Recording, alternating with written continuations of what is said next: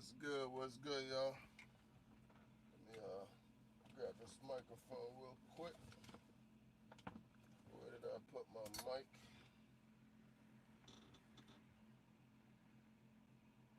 Nope.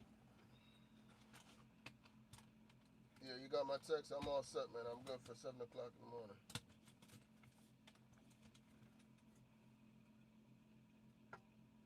It's 34, man. Nah, it's 34. Go ahead, man. I run this load twice a week, man. Mm-hmm. All right, do your thing. That's this night dispatch bugging me about my reefer temperature. What's good, y'all? Uh, da. Naja, what's up? Sean, what's good, Sean? Ghost Rider, what up? Raymond, what's good, Raymond? Passive income, what's good, man? All is well. Just out here in the truck for a few minutes, about to head home. I just picked up this load. I gotta deliver it tomorrow morning. I figure I'd just hop on here real quick. What am I hauling? My regular weekly load, chilled products, reefer load.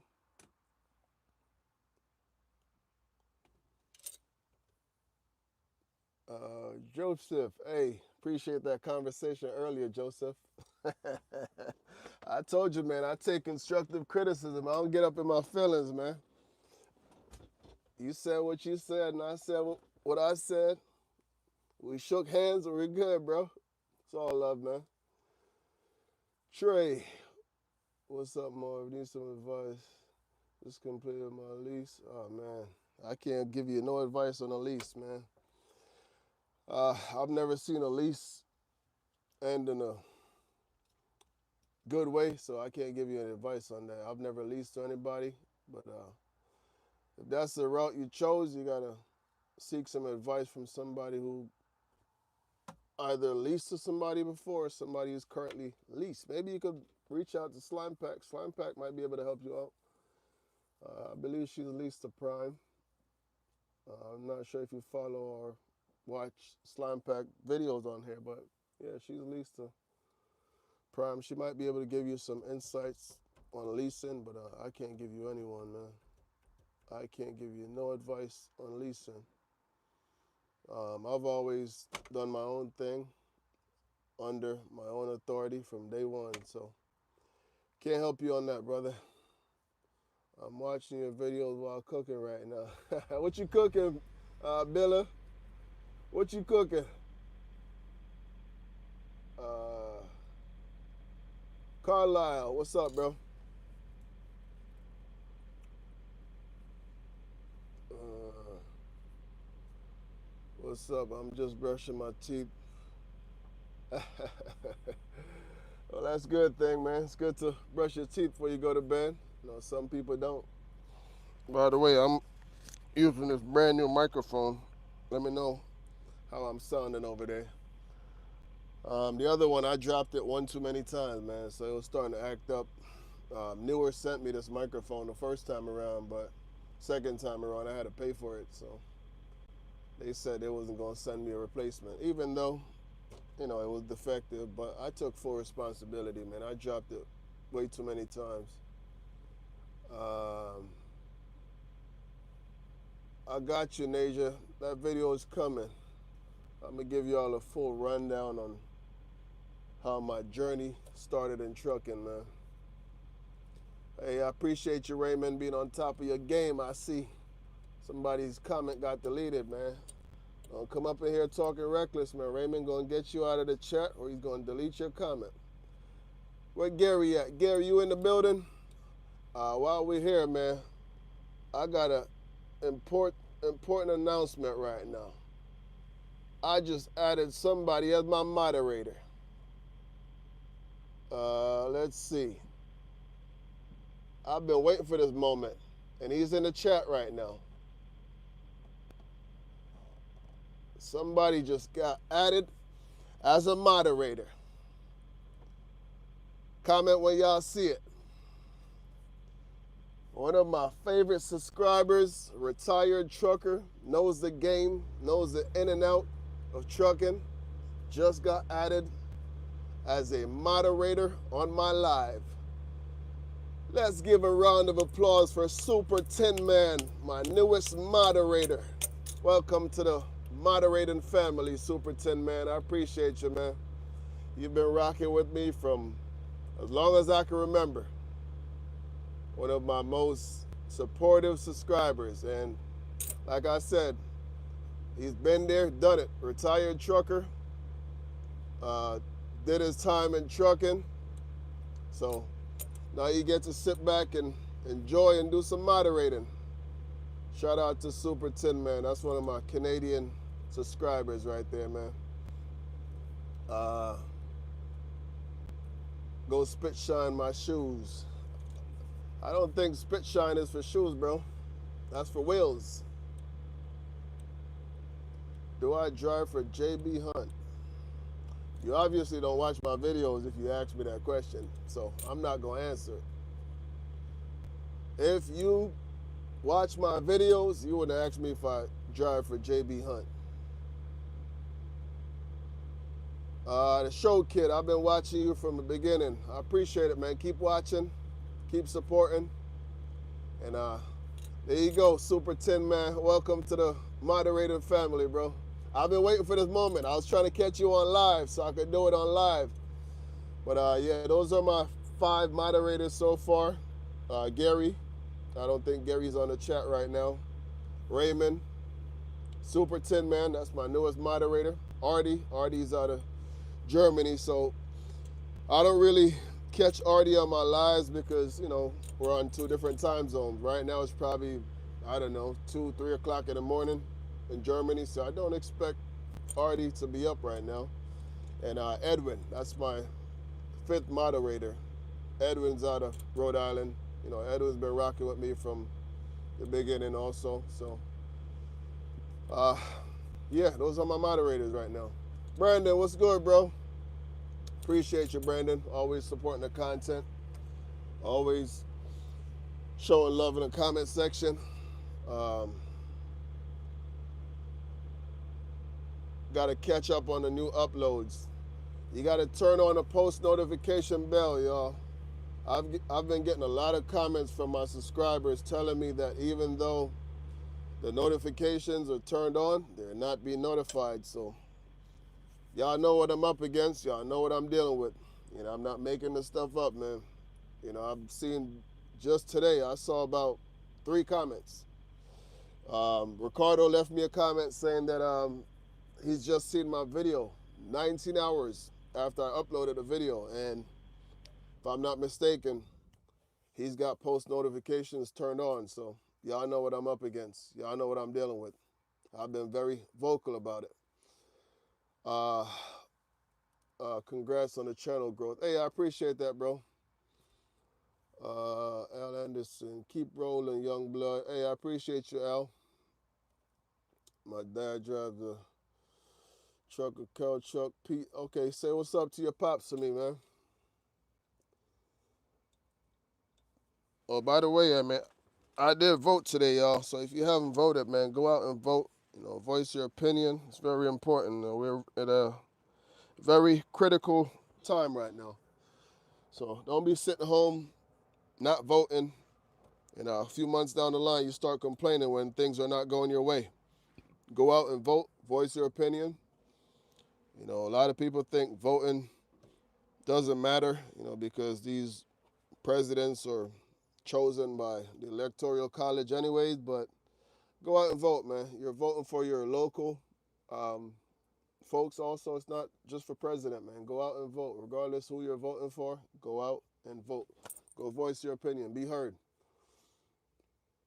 I didn't vote the last time around, and, you know, I couldn't complain about how things have been or were because I didn't vote. So I don't have an opinion if I don't vote, man.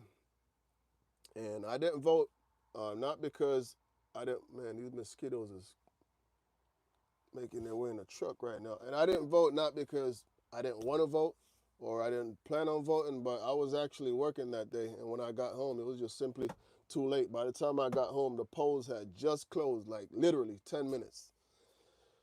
So I didn't vote. Yeah. Uh, let's see. Yeah, man, you gotta vote, Al, man. You gotta vote. Regardless who you're voting for, you go out and voice your opinion, you know. I don't talk politics on social media. I don't tell anybody who I vote for. Who you vote for, that's your business, you know, because politics is just too divisive, man. You know, people can't have difference of opinion and get along. So I don't talk politics. I'm pretty sure if I told y'all who I voted for, I would lose some subscribers and I would probably gain some subscribers in the process. Why? Because politics is just divisive. So I don't talk politics on social media whatsoever, man. Uh, Raymond, appreciate you, bro. Be safe out there. Um,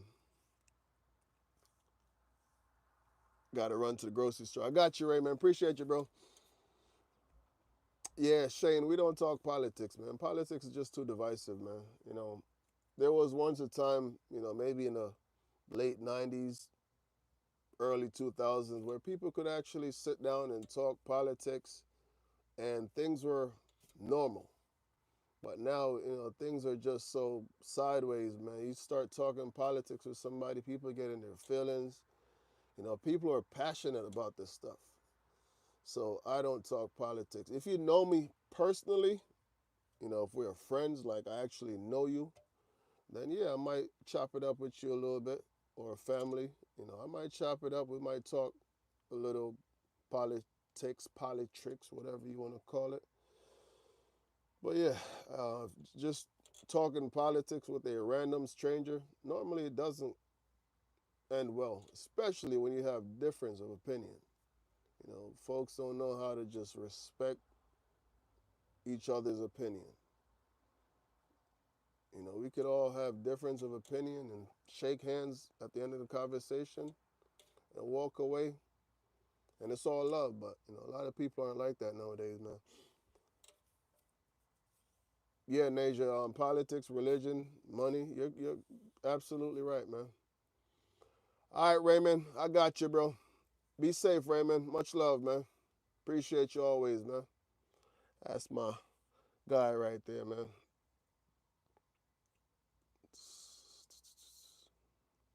Oh, it definitely is, man. It's exhausting, and it's just it never ends well, like I said, man.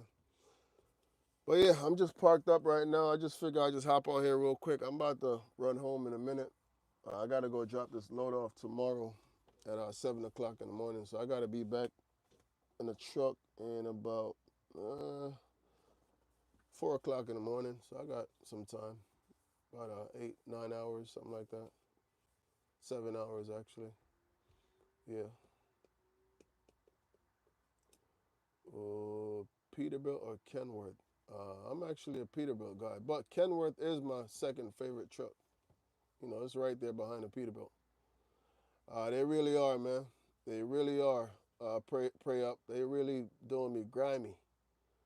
You know, and I just talked about it today with Joseph. He's actually on live right now. You know, he's telling me stop complaining about views. I'm not complaining about views. I'm complaining about what has been done deliberately, intentionally. It's proven now. It's no longer up for debate. Y'all go look at my video views. It's no longer up for debate.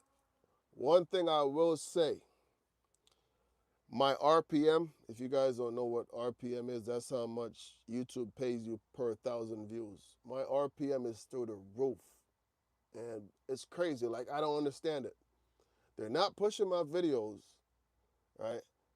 My videos are basically being hidden from my viewers and my subscribers. However, my RPM is through the, I've never seen my RPM this high, ever, on YouTube. So is there any content creators in the chat right now? Let me know what y'all RPM looks like, and I'll tell y'all what mine look like. I've never seen my RPM this high. it's through the roof. So that's a positive. For every 1,000 views, they're paying me some astronomical numbers I've never seen before. So I don't know if they're up to something good in the end. So we shall see. But fingers crossed, man. This thing just turns around. If these video views were getting out there with this RPM, Marv would be smiling right now. Because at the end of the day, we upload content on social media to get paid. We upload content to be seen. So if somebody's gonna sit here and tell you, yeah, I just do it just to do it, they're lying through their teeth, man. Don't believe that. At the end of the day, it's a lot of work. I invest a lot of time. I'm actually about to go home right now and spend about 3 hours before I go to bed working on this video that I might upload tomorrow. I might not. We'll see. If I'm able to finish it tonight, I might drop it on a Sunday. I don't think I've ever uploaded on a Sunday before, so I'm still playing around with these days, man. But based on my analytics, man, it's telling me that Sunday is the busiest day to upload. So I don't get it, man. I don't know. Fitness for Courage. What's good, brother? Appreciate all the support you've been showing the channel. You've been very active in my comment section. I appreciate you, man. And I realize you're a truck driver also. Be safe on the road, man. And your daily commute, be safe. Much love, man. Uncle Will, make your money, King. You need to pay us. Absolutely, man. I mean, at the end of the day, everybody who get on here upload content. The ultimate goal is to be monetized. And once you become monetized, man, money is what motivates us. Yes, the subscribers also motivate me. When I get up in my comment sections and I see some, encouraging words, that motivates me. It gives you a little satisfaction knowing that the work you've been putting in is recognized. So that also motivates me. You motivate me to stay focused. There you go, bro. It's a two-way street, man. Y'all motivate me, and in turn, I do get a few comments and messages on Instagram and TikTok from followers, telling me how much they appreciate the content, how much I motivate them, inspire. So, it's a two-way street, man. It's not one way. YouTube could actually not only be a great second stream of income, but if done correctly, man, trucking could be the second stream of income. The ultimate goal is to get out here and just get out here to create content. That's the ultimate goal. Once you start getting up there with the views, YouTube is going to be more than trucking. And that's when trucking is good.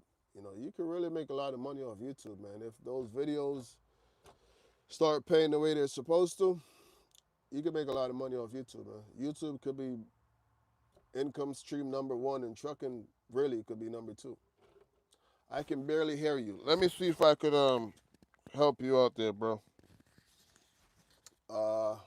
Let me turn up this mic real quick. Let's see. What about now? I just turned it up. It was on level 2. It's on level 4. Talk to me. Edwin, I can hear you loud and clear, Marv.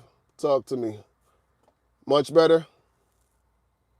All right, bro, I got you. I just turned it up, man, but I don't like to turn this mic up too loud because sometimes when you turn it up too loud, it creates a static. Especially if I'm driving. When I'm driving, I only put this mic on level 3 max. Because the first time I experimented with this mic, I had it on level 4, and I didn't even upload that video, y'all. It was just too loud. It was just too loud. The audio to me was just way too loud. My truck is loud, man. So when I'm going down the road and this thing is screaming and then the mic sounds a little staticky because it's so loud, I had to scrap that video. And I recorded all day. But I recorded on level 4. Like I said, this mic goes up to level 5.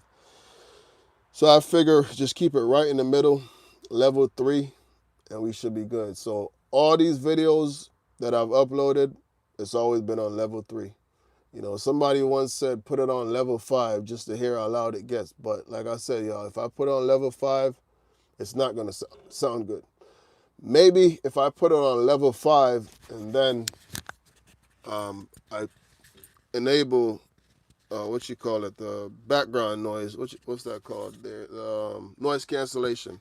So I'm going to go ahead and cancel the background noise right now. Y'all going to hear the difference. So I just cancel the background noise. When you see 2 lights on there, that means the background noise is canceled. So how is it with the noise canceled versus no noise cancellation? That's the difference. Let me know if y'all hear the difference. But this is a phenomenal microphone. If there's anybody out there trying to get into content creating, this is the newer CM28 lavalier microphone. It is an awesome mic. Less than $100, y'all.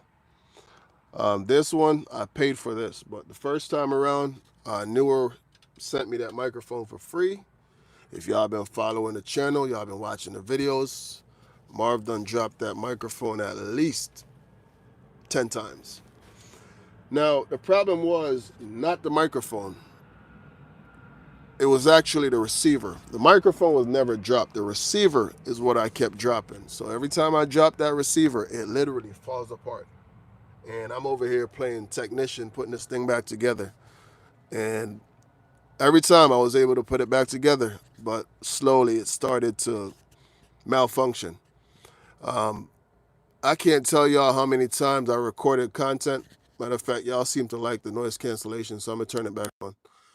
I can't tell y'all how many times I recorded content and I had to scrap it because after I was done, there was no audio. Like nothing.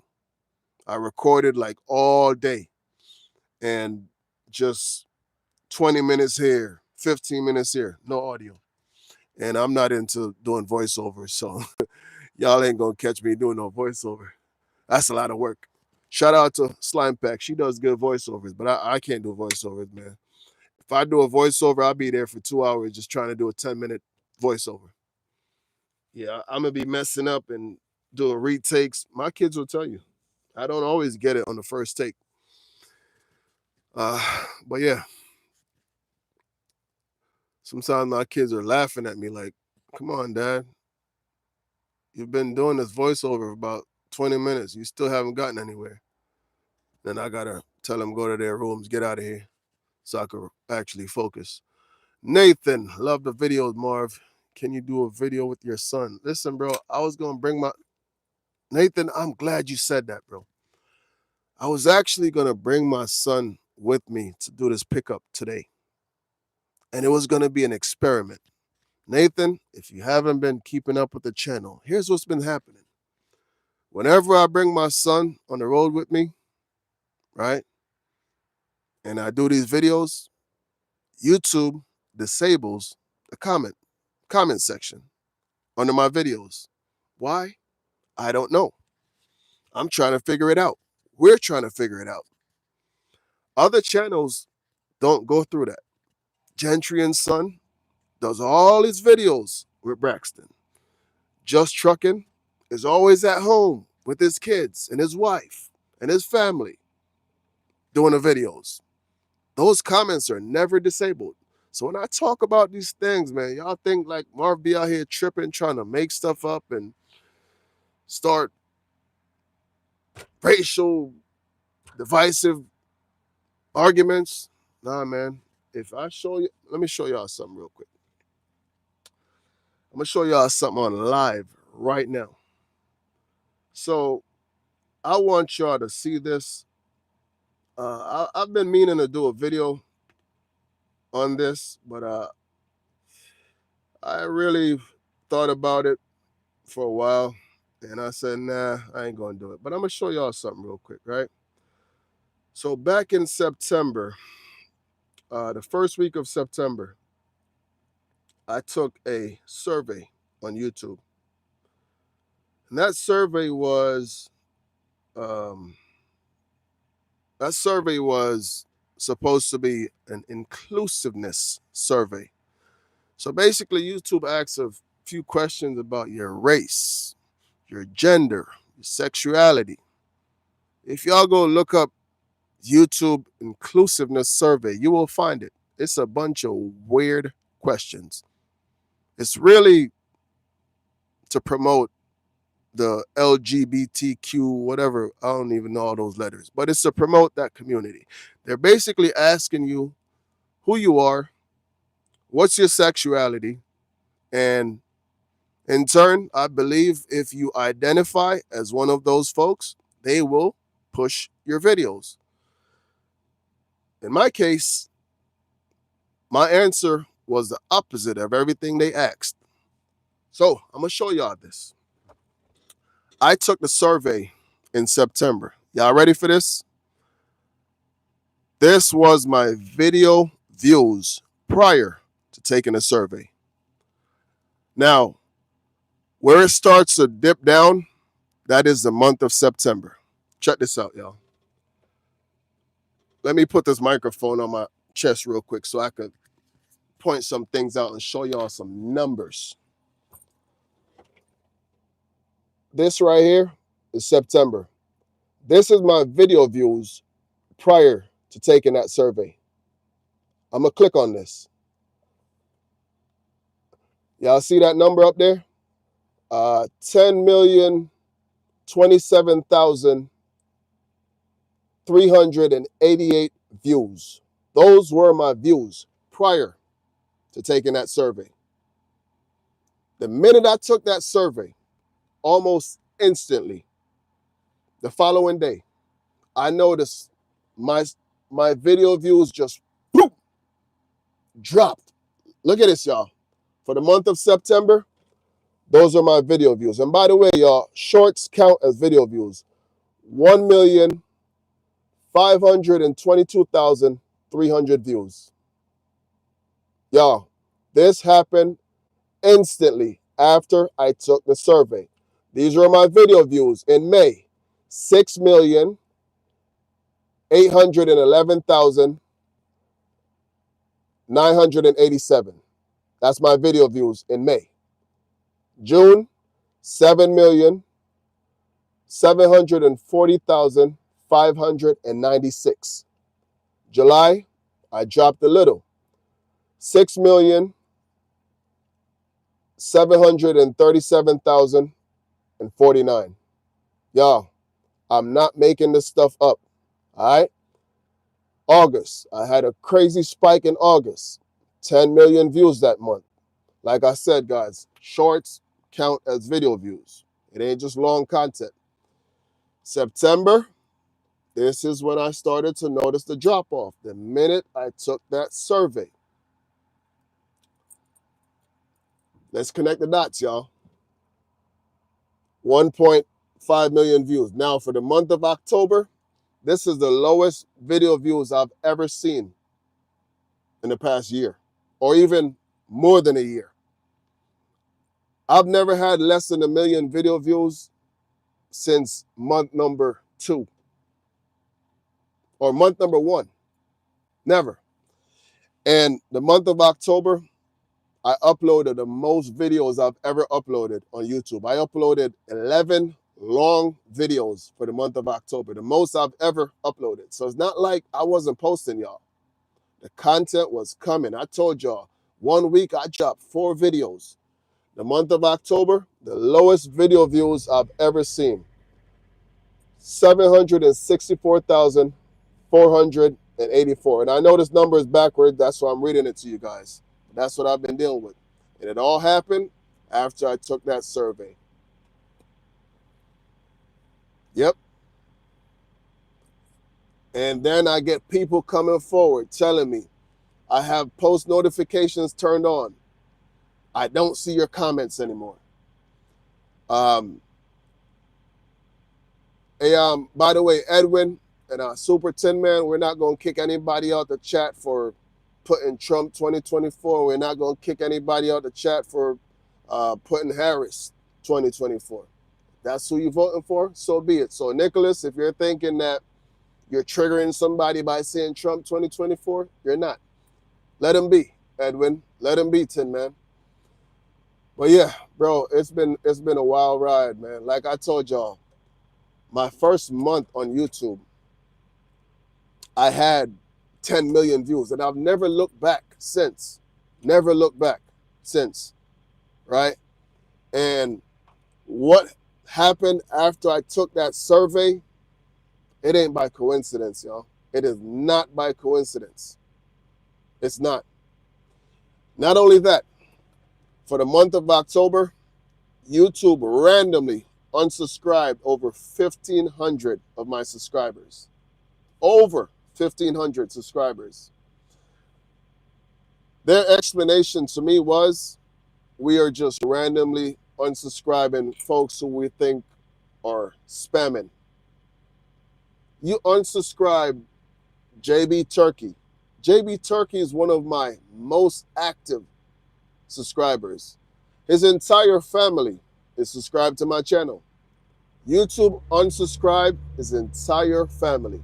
And I've got the screenshot right here to prove it. So when I talk about these things, y'all, I'm not making this up. It all happened the minute I took that survey. So if there's any content creators out there watching this right now, do not, I repeat, do not take the YouTube inclusiveness survey. And they're probably going to hide this live once I'm done. You know, I have 67 folks watching right now, but I guarantee y'all, this live ain't going to have no views because I'm speaking of facts. I'm speaking of facts. Somebody else told me maybe it's because you talk about God in your videos. What am I supposed to talk about? The devil? I'm not a part of that organization. I'm not going to talk about the devil. You know, so, oops, I just lost my light, y'all. I'm going to cut the light on right here. Yeah, I just lost my light. This is actually a light that I'm using that was sent to me by a small rig. So let me see if I could plug it up. Maybe if I plug it up, it's going to work. But it just died. But I'm still here, y'all. We ain't going nowhere. Yeah, it just died, y'all. Matter of fact, let me see if I can plug it in. So what do y'all think, man? Is Marv making stuff up? Do I have a valid point? Let me know what y'all think, man. Talk to me, chat. Let me know what y'all think, man. So Joseph, I hope you're still on the chat because we had a very long back and forth earlier in my comment section. So there you have it, man. The proof is right in front of you.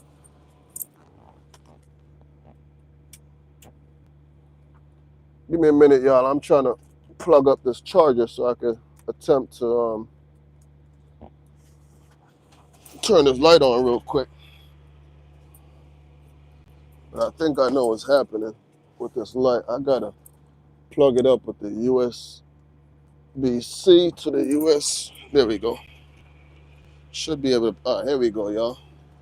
I got it plugged in now, so it ain't gonna shut off on me now. But yeah, man, that's what I've been going through, y'all. So when I talk about these things, I'm not blowing smoke, man. I'm telling y'all exactly like it is.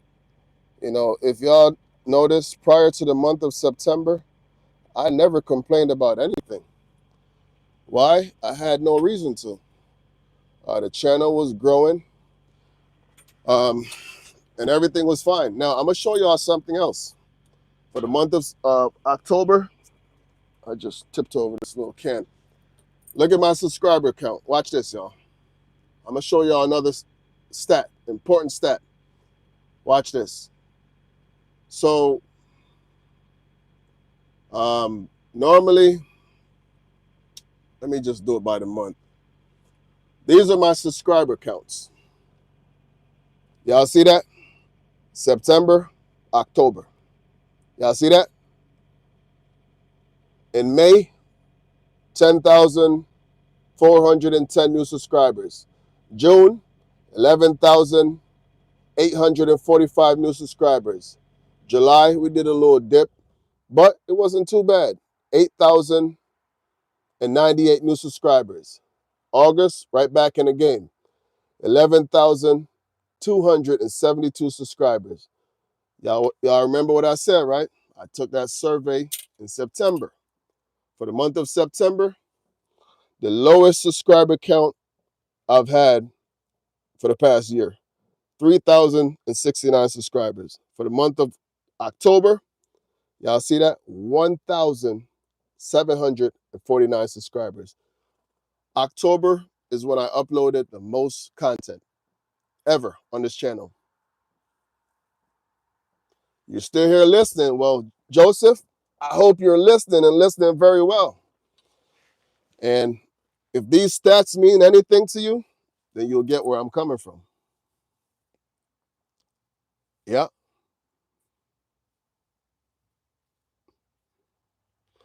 What else should we look at? Watch time, watch hours. Let's look at watch hours. You said you supported Kamala. I've never told you that, bro. I don't talk politics. You keep forgetting that, man. If you were in the chat a minute ago, I told you I don't talk politics on social media to anybody. So I voted today, by the way. If you're just joining the chat, I voted.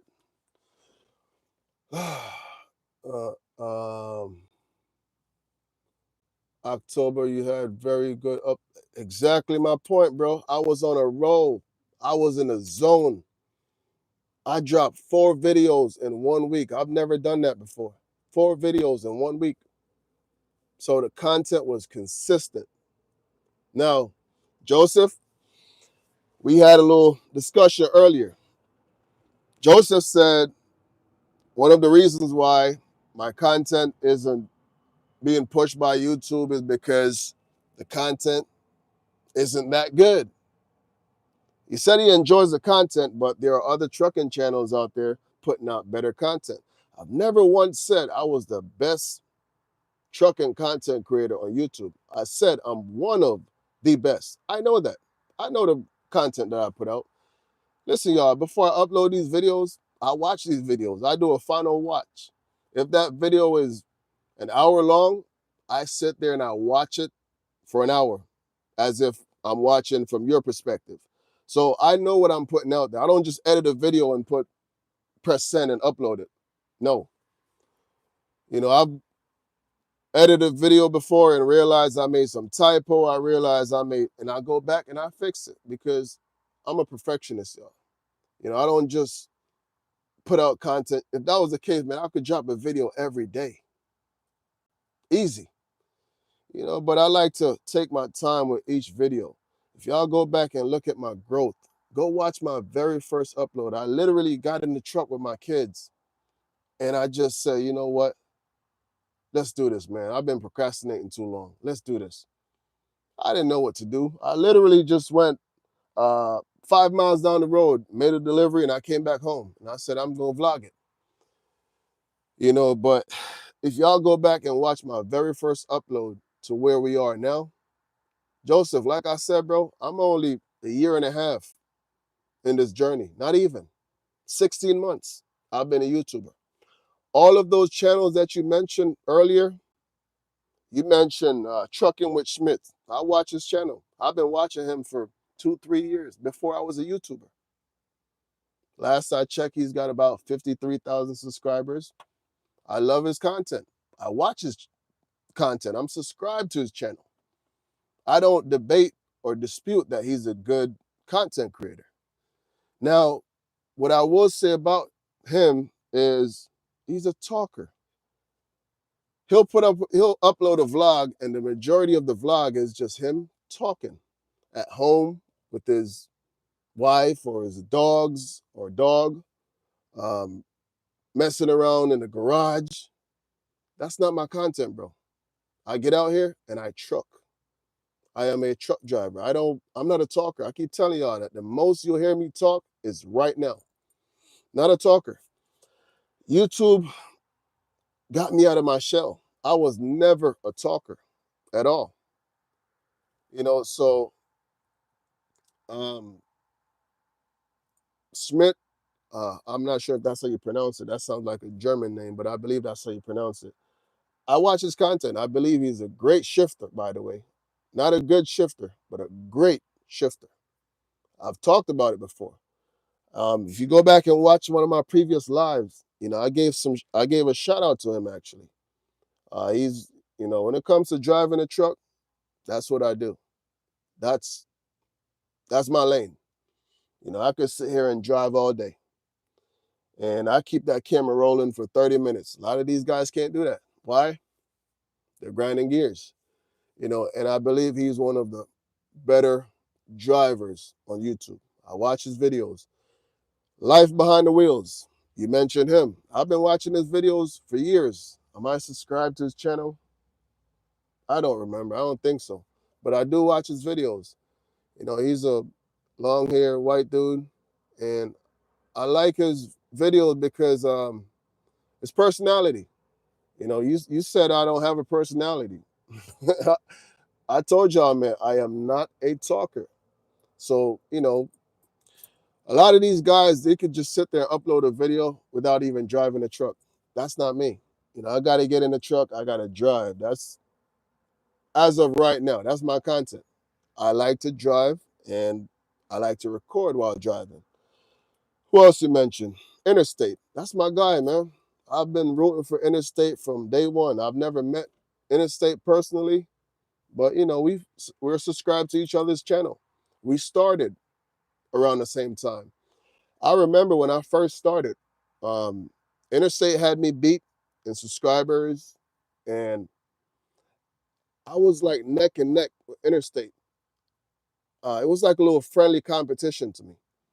I would watch his videos, and I would see he's got me beat by a couple thousand subscribers. It wasn't much.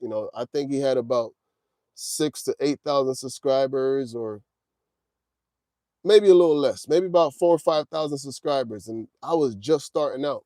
I was just a month in, but his videos kept popping up.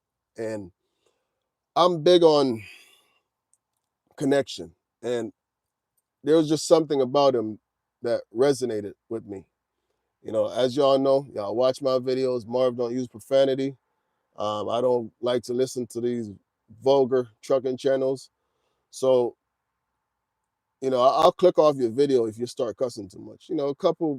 I could deal with a couple here and there, but if you're just sitting there just cussing all day, I can't listen to that. I don't care how good your content is. I can't listen to that.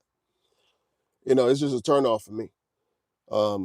So Interstate, I rock with him. Like I said, we started right around the same time. Obviously, my channel kind of took off a lot faster than his. Within 4 months, I reached 100,000 subscribers, and that's big. I think I'm the only trucking channel on YouTube that can say in 4 months, I reach 100,000 subscribers. If y'all know another one, let me know. And I believe I'm the only trucking channel who could say this also. I reached 200,000 subscribers in 11 months. 11 months, y'all.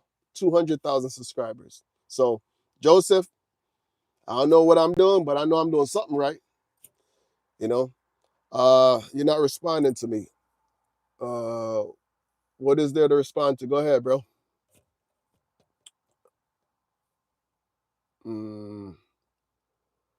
Nathan, I appreciate you, bro. Watch you from the first video.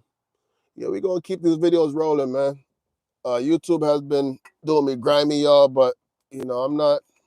It is a little discouraging, I'm not going to lie, but I'm not going to let it stop me from uploading these videos. I've built this community, made me smile. Appreciate you. Appreciate the gift. Appreciate that. I'm not going to let YouTube stop me from this connection I have with my subscribers. If y'all go, listen, man, I want to say this to y'all too. I want y'all to go browse my comment section on any video that I've ever uploaded on YouTube. And then I want y'all to go browse the comment section on other trucking channels. Let me know the difference y'all see. For one, you don't see trolls on my channel. Why is that? I don't put out content for somebody to troll, right? What are you going to troll about? If you go on some of these other channels, man, like for example, Gentry and Son, you get on his channel and sometimes I feel bad for the guy. I've never met Tim personally, And I have nothing personal against Tim. I just use him as a reference. The fact that he can upload videos with his son and his comments aren't disabled. I'm subscribed to Gentry and Son Trucking Channel. I've been subscribed for years, long before I even thought about creating a trucking channel. I could put my money where my mouth is. I'll show y'all right now. I am subscribed to Tim's channel. I don't have anything against Tim at all. Let me see, Gentry and Son. See? I just search the channel right there. Y'all see that?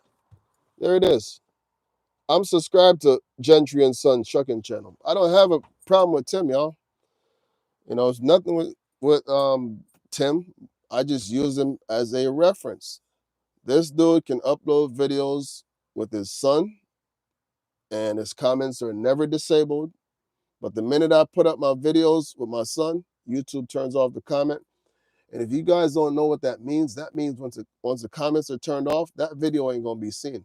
That's all your engagement right there. Yeah, the difference is you're educational, a real trucker, and they fake. Just do it for views. Uh, made me smile. Listen, man, I'm not gonna get into that, but I will tell you this. When I became a content creator on YouTube, I stopped watching a lot of these channels. And the reason why I stopped was because I didn't want to be influenced by anybody. I wanted my content to be original, right?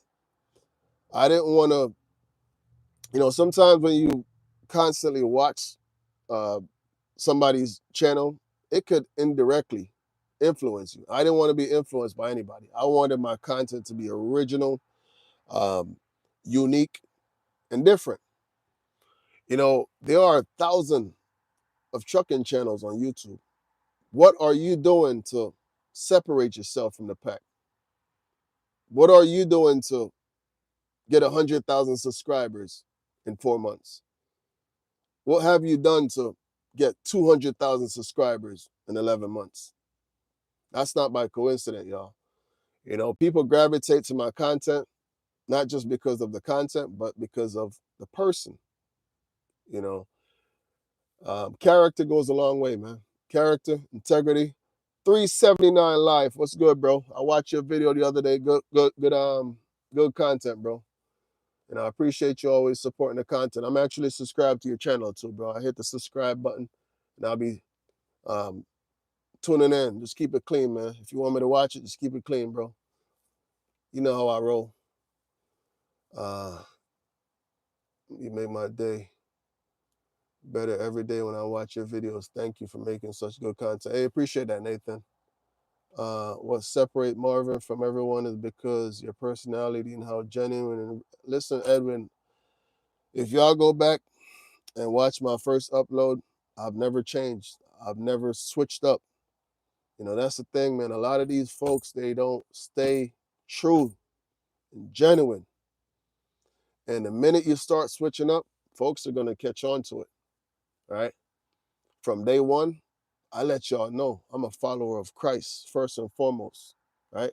So we always going to keep it clean over here. So if you come over here looking for profanity-laced content and vulgar and foul language, you ain't going to find it. If you're coming over here looking for good, clean, educational, motivational trucking content, I'm probably your guy. I'm probably your channel. Listen, y'all, I planned on starting this trucking channel years ago. And I took my time. I did my research. I didn't rush into it. And I believe everything happened for a reason. When I started this channel, it was the right time. It was the right moment. I didn't rush it. I could have started my YouTube channel years ago. I've been driving for years, but mentally, I wasn't ready. I wasn't ready, y'all. That's the difference. A lot of people just do things and they don't put any thought into it. All my moves were calculated, man. Keep up the hard work. Legendary Chuck and all that. Much love from DC. Hey, Joe, appreciate you, Joe. Joe Yeti. I see you. And that's the thing, Edwin. That's what separates this channel from a lot of trucking channels. You know, a lot of these guys or gals, it ain't just males, females also. They'll upload content, but they'll just go ghost on their subscribers. If y'all notice, man, I'm very active in my comment section under my longer videos, not the shorts. I can't keep up with the shorts. That's impossible. Well, as of lately, I've been able to keep up with the shorts, and that's a problem, y'all. So I keep telling y'all, you know, if I'm able to keep up with the comments on my shorts, that's a problem. That means things are going in the wrong direction. You know, because in the past I would drop a short and within 2-3 days, 400 or 500 comments. I can't keep up with that. My longer content, I can keep up with the comments as of right now. You know, maybe down the line, things will change. But I do try to respond to just about every single comment that I see in my comment section. The good, the bad, the ugly, you know, I try to respond to each comment. You're a very intelligent, peaceful, godly man. Bless you. Oh, yeah, I appreciate that, David. Much love, man. Centennial P, what's good? Marvelous Soul Brother Mark, what's up, bro? People are getting tired of shorts. Hey, listen, man, I'm getting tired of uploading shorts. If y'all notice, man, I kind of cut back on the short because I'm going to keep it real with y'all. Shorts don't pay. You know, my most popular short has over 56 million views. And it's almost as if it's a waste of time, bro. I mean, I gained a lot of subscribers from that short. What's good, Slime Pack? We were just talking about you, Slime Pack. What's good? But yeah, I try to not upload as much shorts as I used to. You know, I'm trying to focus mainly on my longer content. You know, when I first started out, I was a short creator. You know, that's how I started my social media journey on TikTok. Just up, bro, what's good, Interstate? Just talking about you also, bro. That's how I first started out, you know, just dropping shorts. And then everybody kept telling me, yo, you got to start a YouTube channel. And I was a little nervous about starting a YouTube channel, man, because like I told y'all, I wish I could talk like Slime Pack. I wish I could talk like Interstate. I'm not a talker, y'all. You know, I'm a reserved, quiet, not shy. If I was shy, I wouldn't be on this live right now. But I'm a reserved, laid back type of person, y'all. You know, I'm not a talker. And that's the thing. That was my biggest hurdle when I first started my channel, man. Just sitting there going down the road and talking to myself.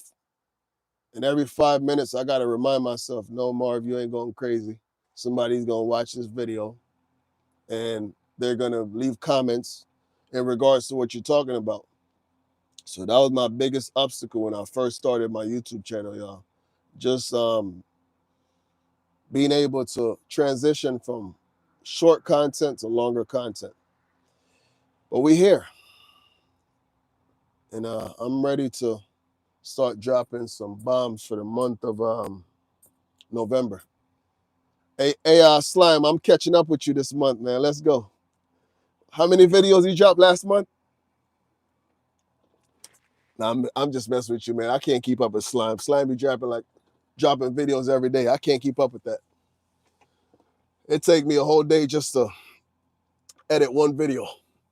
Nah, 27. Hey, listen, man, you better cut it out, man. I dropped 11 videos last month. That was the most videos I've ever dropped. 11 videos. Interstate, what's good, bro? Where you at? I know you don't like to give out your location, but what state you in, bro? We gonna connect one of these days to Interstate, man. We gonna connect, bro. We gonna connect. We gonna make some things happen. Slime Pack, you already know, man. We got some stuff in the pipeline. I was supposed to get with you, so we gonna connect, man. Wisconsin, all right, bro. Hey, I'm gonna be hitting the Midwest in a couple weeks, man. So we just might cross path, man. I plan on hitting the Midwest probably about 2-3 weeks. So we gonna connect, bro. I was telling my subs earlier, man. You know, when I first started out, you know, we started right around the same time. And when I first started my journey, your videos kept popping up. And it was like a little friendly competition in my head. You know, it was like a benchmark because at the time, you know, your channel had took off a little faster than mine. You know, I just started. I was just playing around with this thing. I didn't know what I was doing. And it was like a little friendly competition in my head. Every time I would see your videos pop up, I would watch them, you know, because I really enjoy your content, man. Keep doing what you're doing. You know, I enjoy your content. Slime Pack, same with you. I enjoy your content. You know, and eventually, you know, my channel kind of took off. Sub count started growing like crazy to a point where I couldn't keep up with it. And I was telling my subs earlier, man, your day is coming, bro. Keep working, keep grinding. And you're going to be up there, man. You're going to get to 100K at some point next year. Keep putting in the work. You're going to get there. Especially when you got that pretty stainless steel wagon behind you. Yeah, it's going to create some noise, man. But keep working, bro. Yeah, 2025. I probably said 2024, but yeah, 2025, man. You're gonna get up there. Slime Pack, you knocking on the door, man. You almost at 100K, so I ain't gotta say much about you. You right there. You right there, man. Um, Royal, okay. What about Connecticut?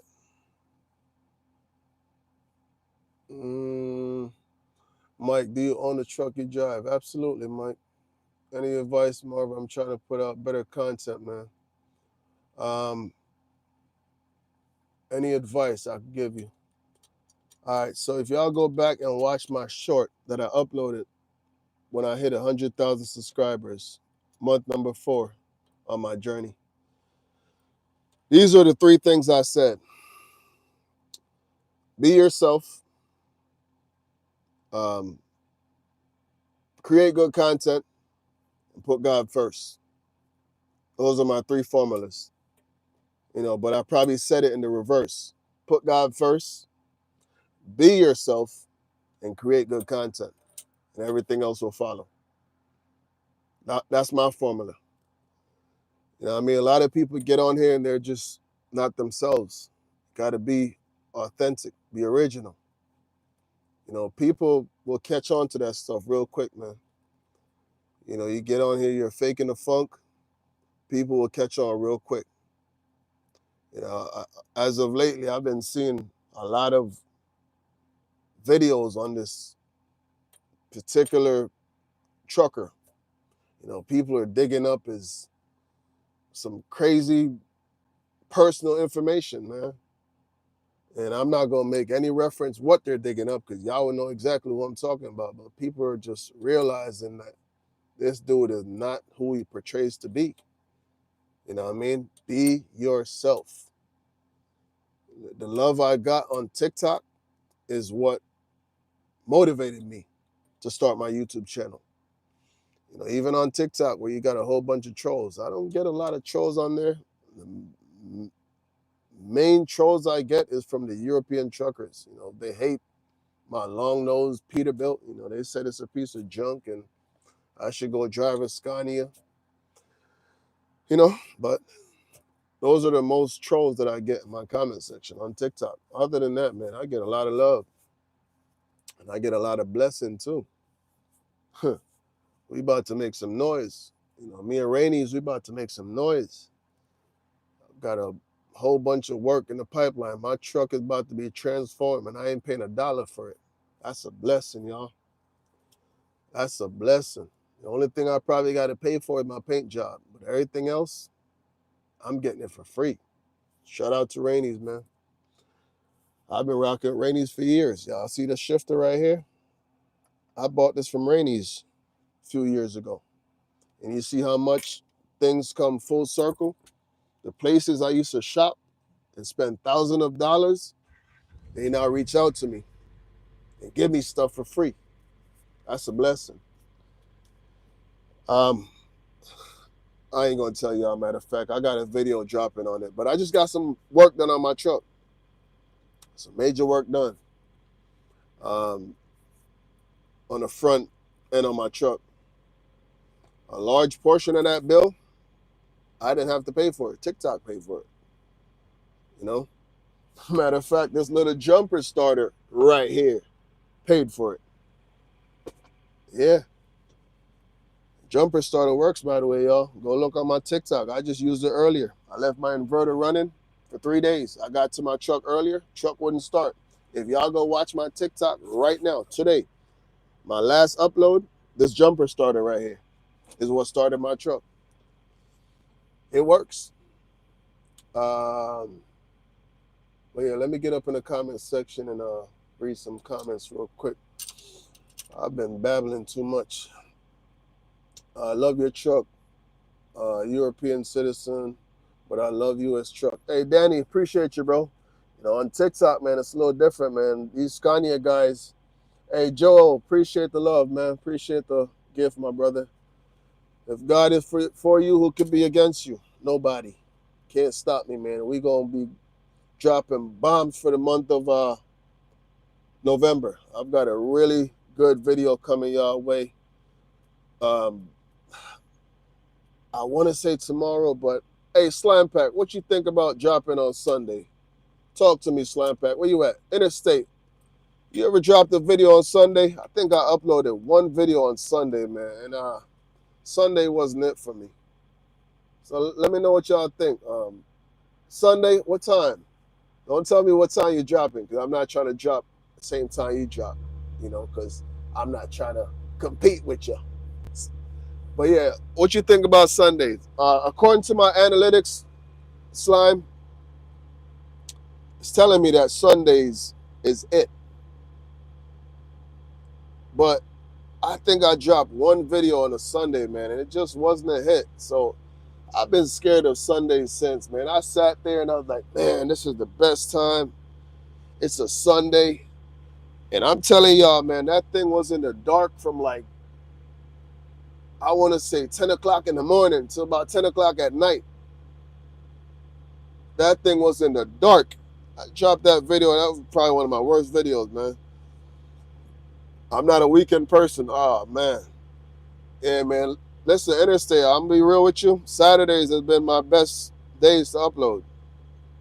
My best video or videos were on Saturdays. I don't know. I just feel like everybody's home on the weekend. I'm not dropping tomorrow, so you're good. All right, Slime. What you thinking? Afternoon, midday? It's telling me that. Let me go on my analytics right now. I mean, I know your analytics probably looks a lot different than mine, but my analytics been looking crazy lately, man. And I think that's because I don't drop consistently. 5 to 7. That's the thing, man. See, my analytics is telling me I should drop at 11 o'clock in the morning. See that right there, Slime? That's my Sunday.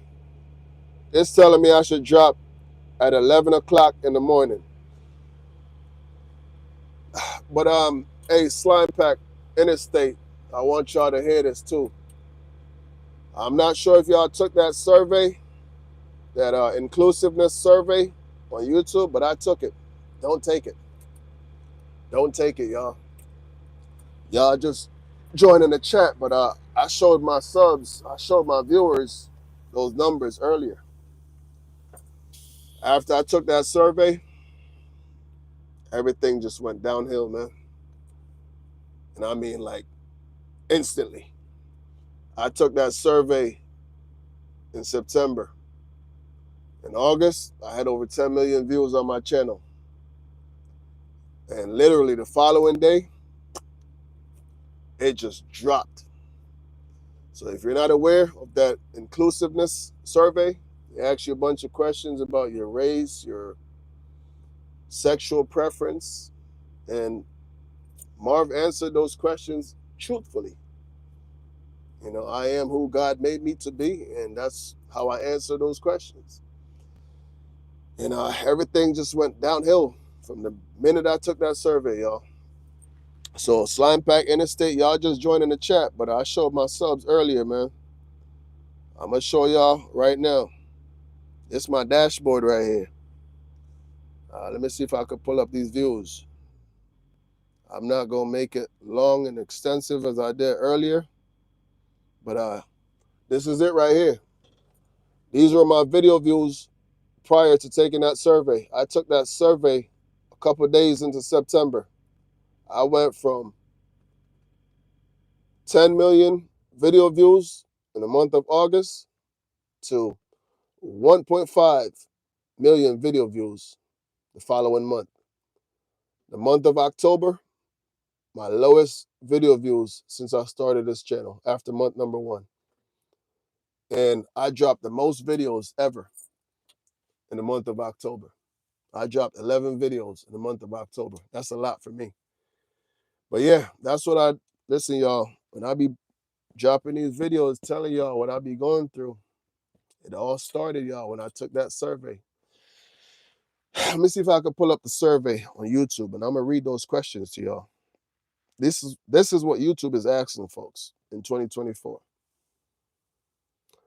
Let me see if I could find it on YouTube right now. Inclusiveness survey.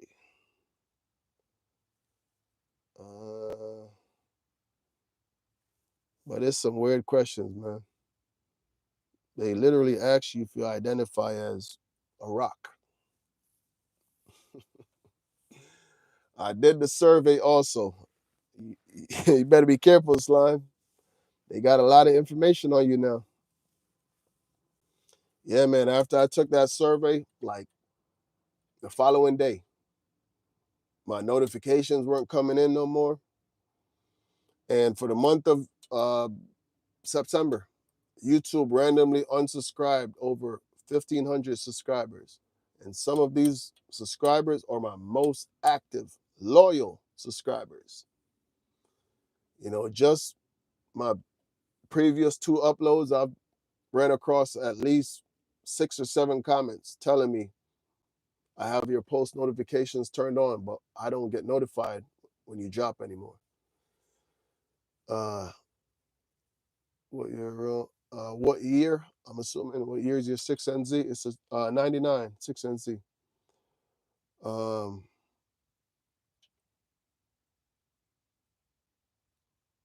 It's a 99. But yeah, it all started when I took that survey, y'all. Things just went south real quick, man. You know, I answered to the best of my ability. And that's what happened. It is a 379, 379. What do I think about Landstar? Don't have an opinion. Hey, Slime, somebody was asking me earlier about leasing, and I told him, matter of fact, that's where I mentioned Slime Pack. I told him, go ask Slime Pack. She's more familiar with leasing. I've never leased or leased onto anybody. I've always been running on my own from day one, fresh out of CDL school. Never worked for a company, never hauled for anybody. It's always been under my own authority. Now, when I started, my authority was already established. Crosshair, appreciate the gift, bro. Sorry, I'm not sure if it's a male or a female. You know, Crosshair, I'm not sure, but maybe you could elaborate. Let me know, male or female. You know, I like to refer to people for who they are. So appreciate the gift, though. But yeah, when I started out, man, my MC was already established, at least 4 years established. So you know, my journey is a little different. I didn't go through that hurdle that Interstate went through starting out his first year, where some brokers wouldn't load him because he had a new MC number, new authority. You know, I was already established. So when I got out here, the main question these brokers would ask me was, you've been out here for 4 or 5 years and you're just now running a load for us? I appreciate that, Crosshair. Appreciate you, bro. But yeah, they would tell me, like, where you been? You know, I just tell them, hey, I've been running some dedicated freight, which is what I was doing. I was running some local freight, and I was doing home delivery. That's how I started out in trucking. You know, and I just told them that I just went over the road. So that's the reason why I've never ran a load for y'all before. See you, Marv. Hey, I appreciate that. Appreciate that WA truck Have a good night, man. Um, Mike, it is a 6NZ Caterpillar, bro. 6NZ. Nah, Danny, I've never watched that movie. I'm not really a movie person, y'all. It's crazy. Like, I don't watch movies at all. I'm not a movie person. I'm more so of a documentary. I like reality stuff. My favorite TV show is First 48. I've watched every single episode of First 48. That's my favorite TV show. I like to watch crime stuff. Not that I plan on committing any crime, but I like to watch, solving crime stuff like that. Oh yeah, everybody has seen Shatas. Everybody has. Uh, yeah, I know it's a trucking movie. I know what it's about, but I've never actually sat there and watched it. I know what it's about though. Where did I buy that jumper start? I didn't buy it. The company sent it to me. But here it is. The link to it is on my TikTok. If you want to purchase it, it actually works. And I'm telling you this because I'm putting my integrity on the line. Marv don't lie, so make money. I turn down a lot of offers on TikTok every single day. I get over 200 invites from different companies every day. But I pick and choose what I promote. If it don't work, I don't promote it. I get a lot of stuff from these folks, but there's a whole bunch of stuff back there, but we ain't gonna get into that. Um, I could go for some curry goat. I'm actually about to cook some curry chicken tomorrow. I'm gonna do one big cooking tomorrow. I'm not going to church. I'm going to work in the morning. I'm gonna drop this load off tomorrow. So I should get home before my wife and the kids. So my plan is to go home and do some cooking for the week, some meal prepping. So I'm gonna cook a big pot of curry chicken, and I'm gonna cook a big pot of brown stew chicken, and some rice and peas. Yeah, Mark could cook, y'all. Like really cook. That was actually my last job before I was a trucker. I worked in the kitchen for 7 years. So yeah, I could cook, man. Arizona. I've been to Arizona several times, man. I've been to Arizona several times. And they just said, send me some. Tennessee. What part of Tennessee? Where you at? Problem is, getting to Tennessee. I used to run a load out of Morristown, but I kind of laid low on that load because of the devastation from the hurricane. I'm not sure what roads are closed, what roads are open, and I ain't trying to get over there. And then I gotta be detouring, and that's not somewhere I want to be detouring. There's a lot of mountains over there. I was born in Morristown. Yeah, I pick up in Morristown from time. Matter of fact, I'm supposed to pick up a couple loads of it out of that facility this week, but I still got to make sure that those roads are open because I know a lot of those roads were closed because of the hurricane. So I haven't been over there since. I know I-40 is still closed, so that was my route, the Gore. Um, so if y'all been on I-40 or been in that region lately, let me know. I haven't been over there since the hurricane. Should I buy a glider kit or pre 2000? It all depends. And it all depends on your pocket. It all depends how much money you're trying to put into it. For me, it's gonna be a pre-emission all day, every day. Now a glider kit is, it's good because you're getting a pre-emission motor. That's a good option also, a glider kit. But it all depends, man. I like the older. I wouldn't buy any Pete older than 2005. That's my cutoff. After that, they changed. So I'm a fan of the older Pete's. Same with the W900s, older ones. I-40s closed at the state. Okay, aside of North Carolina. Oh man. Yeah, and I was looking at the map. It's trying to send me on a whole bunch of back roads to get over to that facility. So I said, man, I ain't messing with that load, because if y'all don't know about those back roads from North Carolina to Tennessee, this is what it looks like. This is what you're gonna be doing for about an hour. Yeah, if y'all live in that region, Western North Carolina, all it is, man, it's a bunch of curves, bunch of hills. Even when you're rolling empty, man, it's just a bunch of curves back and forth. The Gore I-40's got a lot of curves, but when you get off those interstate and then you start rolling on the local roads, yeah, man, it ain't fun. What inspired you to start trucking? I was broke and I needed something to do to make a decent income, and I discovered trucking. That's all it is. I wasn't inspired by anybody. I'm a first generation trucker. Started from the ground up, ground zero on my own. Um, Everything that I learned on my own. Never drove for a company. Started on my own from day one. So whatever y'all see me doing in these videos, it's really just trial and error along the way. Somebody had to figure it out, and that was me. I had to figure it out. YouTube was also um, part of my teaching process. I learned a lot from YouTube, and that's the reason why I do what I do now. Because I know that there's somebody out there starting out just like I was.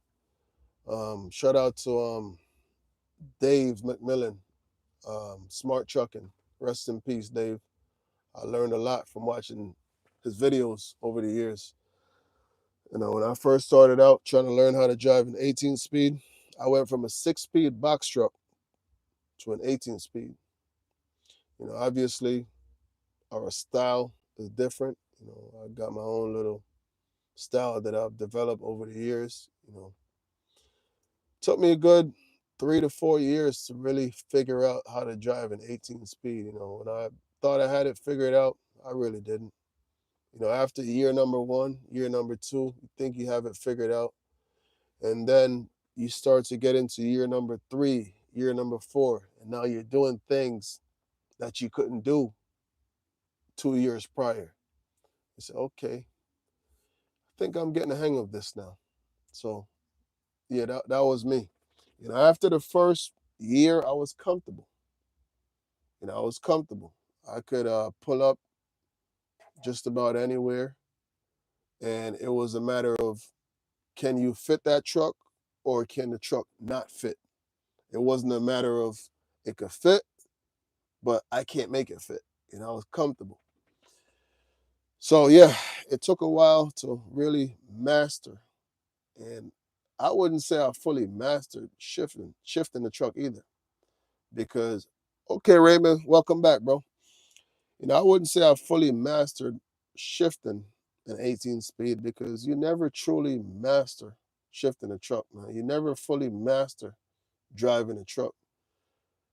Every day, y'all see my most recent upload.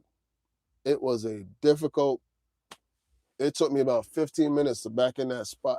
If y'all haven't watched it, go watch my previous upload. It took me about 15 minutes. I got out the truck about 3 or 4 times, but I made it work. Um,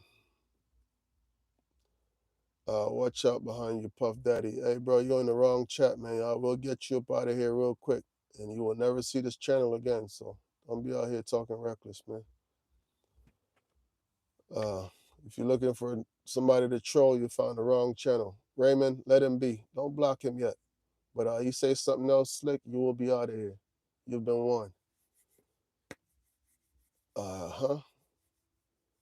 Yeah, no nonsense over here, man.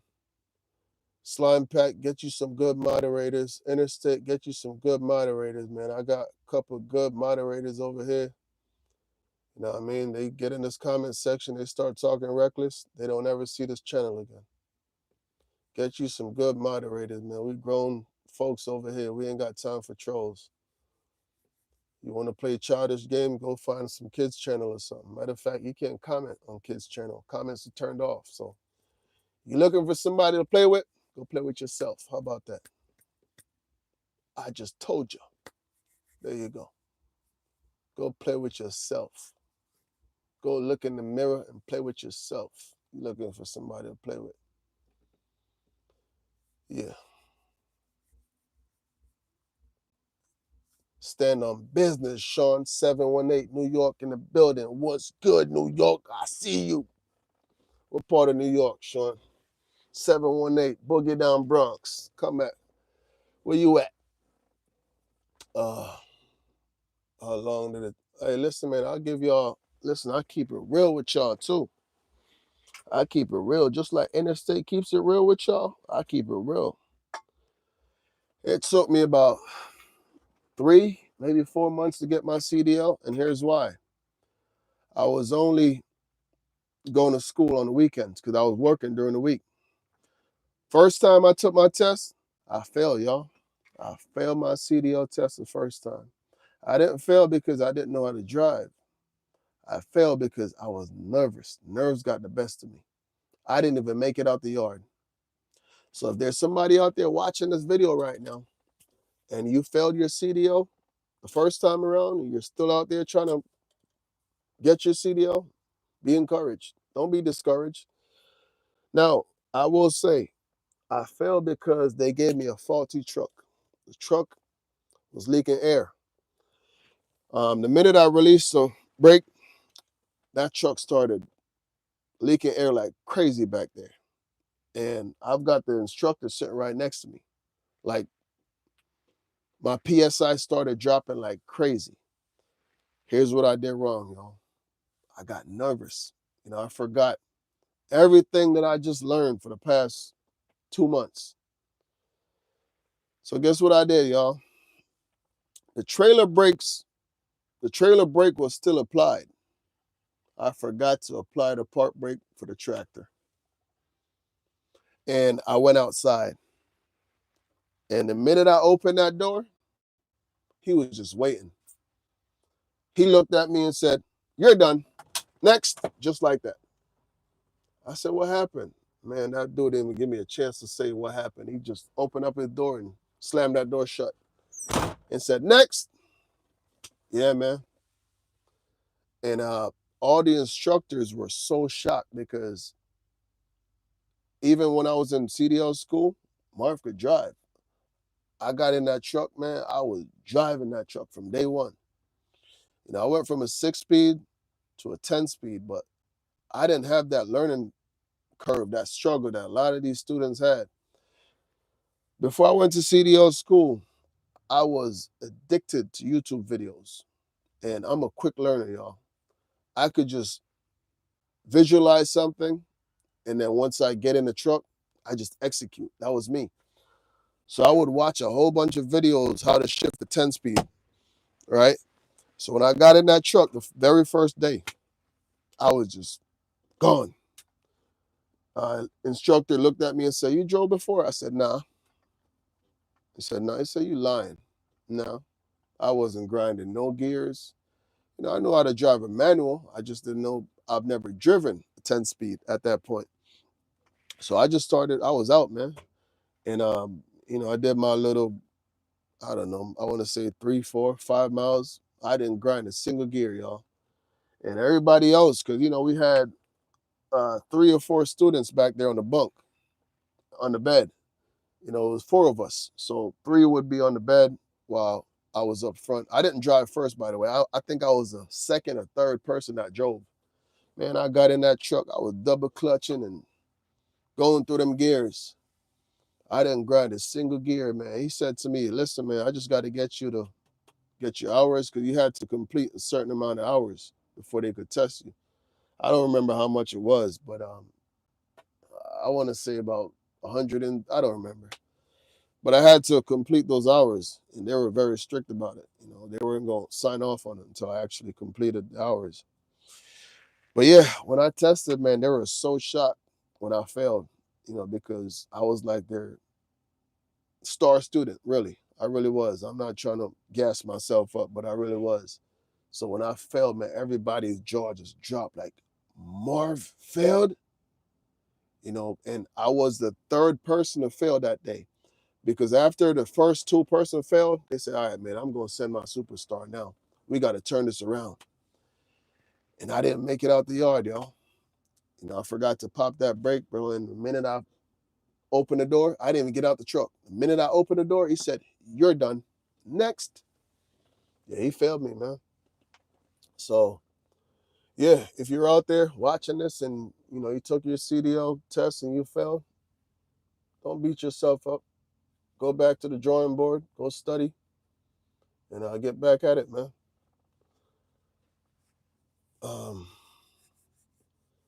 Well, you can big yourself and give us the input. Sean, what part of New York you say you at, bro? I wasn't paying attention to the screen.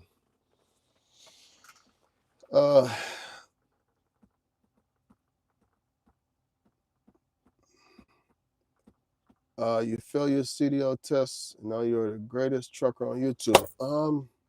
Hey, I appreciate that, man. I don't think I'm the greatest trucker on YouTube, but I do know that I put out good content. Like I told y'all, man, I put in the work. I've been doing this for a while now. It's not my first rodeo anymore. I've been doing it for a while now. Brooklyn, okay, what's good? Flatbush, Bed-Stuy, what's good? I used to be in the Bronx a lot, man. My aunt lived in the Bronx. I used to live in Connecticut, so I used to just drive down to the Bronx. East Gun Hill, Boston Road, White Plains. I go to Brooklyn from time to time, but not as much. I used to be in Queens sometimes, but Bronx was my stomping ground. I used to be in the Bronx a lot. East New York, I got you. It's been a while, Nathan. I haven't been to Illinois in a while, man. It's been a couple of years, actually. Probably about, I want to say 3-4 years. It's crazy. The last time I was out in Indiana, a couple of years ago, I was on my way to, I think I was going to Iowa or Kansas. I don't remember. But I was on the interstate, man, and this DOT officer pulled up next to me. I'm in the right lane, and it's a 2-lane freeway. He pulled up next to me, y'all. So I thought he was going to pull me over because I saw him in my mirror. He was coming. And he pulled up next to me, y'all. And he's riding right next to me for a good, I don't know, 60 seconds. And I know he's there, so I'm not looking down because I'm not trying to give him the opportunity to catch eye contact for him to go like this, pull over. Bro, I looked over. I kid y'all not. This was in the middle of the summer. I looked over, and he goes like this. Man, that thing put the biggest smile on my face, man. I let that Jake brake. Oh, man, he put on his flashing lights, and he beeped the horn about 2 or 3 times. Man, listen, y'all, I wish I was recording that. That would have been a viral video right there.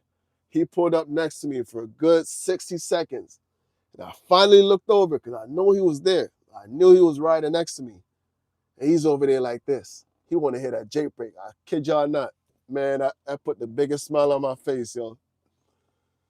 Yeah, I wish I was recording that, man. Back then, I wasn't vlogging, not even TikTok. I wasn't doing TikTok, none of that. I was just driving my truck, minding my business. Yeah, man, he pulled up, and then he went and did a U-turn in the middle of the road, a couple miles down the road, and I saw when he pulled in. So when I got next to him, I blew my horn, and he put on his flashing lights, man. That made my day, y'all. That made my day, man. Like, I'm still smiling right now. For real, Slime, when that camera hit rolling, those are some of the best moments, man. If my camera was rolling, that video would have had 100 million views, yo. I'm telling you. Like, I knew he was there because I saw him coming. And y'all know when you're about to get pulled over. You could tell when you're about to get pulled over. They're going to ride next to you for a good grip. At this point, they're putting all your information in the computer, your MC, your DOT, whatever they're doing. And he's riding next to me. And I could see him in my peripheral. and I'm trying to play it off like I don't see him. You know, so at this point, man, I'm riding like I'm in school. I got both hands on the wheel. I got my head straight. I'm looking at the mirror, but I'm not looking down. You know, I want him to see that I'm doing what I'm supposed to be doing. You know, I'm looking over here to my right. Ain't nothing but the breakdown lane to my right. Ain't no need to be looking over there. Ain't nobody passing me on the right. You know, and I'm over here, and I'm doing it real quick, y'all. Man, I finally look down, DOT, and this is the DOT. This ain't no regular cop. This is the DOT. Man, I look down, he got the window down, he like this.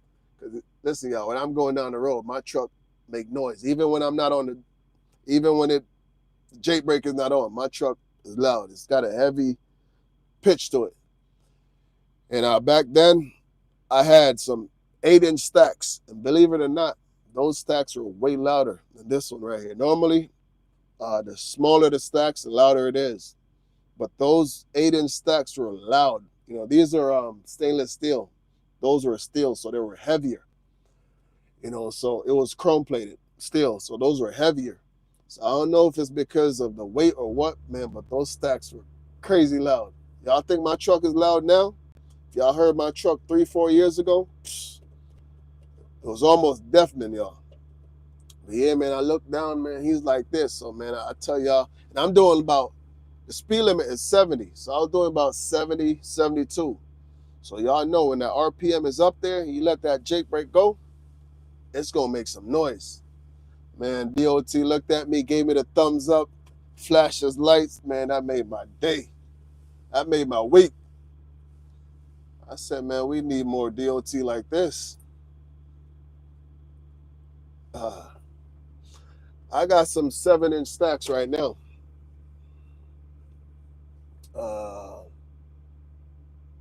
Nature, what other, you know, prior to this, I owned a couple box trucks.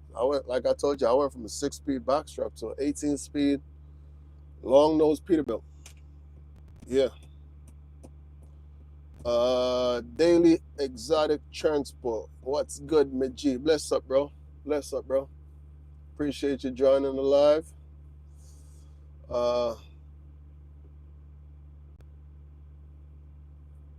Yeah, this is my, listen, y'all, when I went to buy this truck, this is what I tell y'all, man, you gotta create your own lane and do your own thing. Don't let nobody discourage you from what you want to do.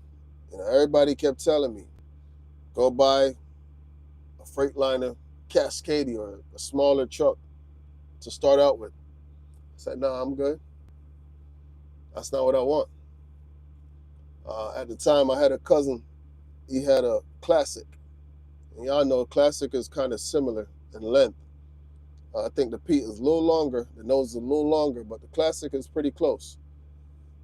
And he's like, listen, man, that truck is going to be too difficult for you to maneuver. And I looked at him and I said, if you could drive that Classic, why can't I drive the Pete? He's like, all right, go ahead. I remember when I flew to Oklahoma and picked up my truck, and I took him for a ride when I got back to Connecticut.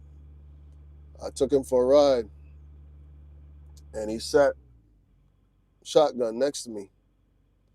And when I started driving that truck, man, he looked at me like, he's looking at me like this, y'all. Like he couldn't believe. Like, who taught you? You know, he told me straight up, you drive better than a lot of guys that's been driving for years. I told y'all, man, I was a student. I was a student of the game. Before I got in this truck, when I bought this truck, I've never driven an 18-speed a day in my life. I went to Oklahoma, picked this truck up, and drove it back to Connecticut. When I got to Jersey, it was snowing.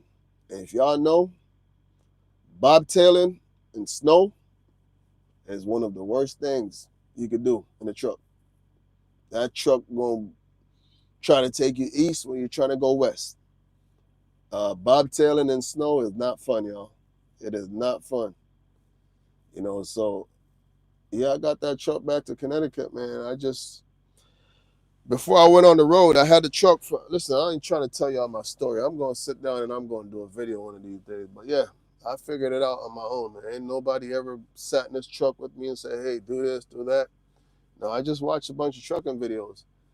And it's crazy because now I go back and I watch some of those videos that I was watching 10, 12 years ago. And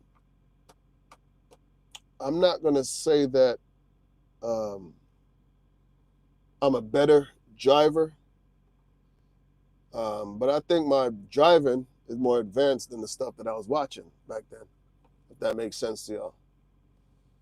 You know, trucking, man, you just got to create your own. Everybody drives different. You know, people always going to tell you how to drive your truck. Don't listen to nobody, man. Drive that truck how you choose to drive that truck.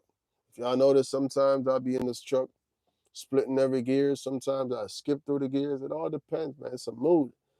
You know, some people will get in the comment section and tell you you can't drive just because you're splitting the gears. That's exactly how the transmission was designed to be driven.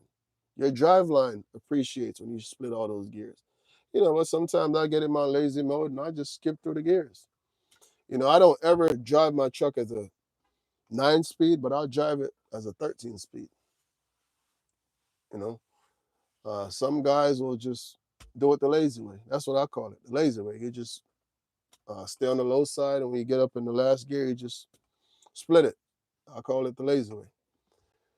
You know, but I'm gonna drop a full 18-speed tutorial one of these days. I gave y'all a little preview the other day, but when I drop that, man, it's gonna be more in depth. I'm gonna start with the paper. I'm gonna start on a piece of paper, and we're gonna do some classroom work before we get in the truck and start. And I'm gonna break it down, every single gear, upshifting, downshifting, every scenario. And the difference is I'm not gonna do that video all in one day. You know, I'm gonna probably do some paperwork first day, but I want to do it with real scenarios. You know, going up a mountain loaded. You know, so it's probably gonna take me like a month to put together that video. You know, so yeah, I'm gonna put together a full tutorial. You know, but I don't want to make believe with these scenarios. I want to do it in real life. You know, I'm going down the road and I got to do a sudden stop. You know, show y'all how to break them gears down. You know, some people just rely on brake. Nah, man. You put your left foot on the brake, and you just start breaking them gears down. Listen to the sound of that motor. You know, left foot braking is the quickest and the easiest way to bring a truck to a stop. A lot of people don't know that. You know, I've been in situations before where if that was somebody else, they would have crashed. You know, I could stop this truck probably in half of the distance than the average person can. That's all because you got to know how to use that left foot to brake and keep that right foot on the throttle and break those gears down. You know, it's got to be in sync, man. You got to catch those gears. You know, you can't miss them when you're doing that. You know, it got to be precise. Mm. Yeah, man. 379 Life. I see you, man. I see you with that RGN getting it in. I see you with all them big old equipments on the back of that RGN. Yeah, I told you, man. I watched your videos the other day and I subscribed to the channel, man. I'll be tuning in now. Just keep it clean, man. Keep it clean. That's the easiest way to grow your channel, man. Keep it clean. Uh,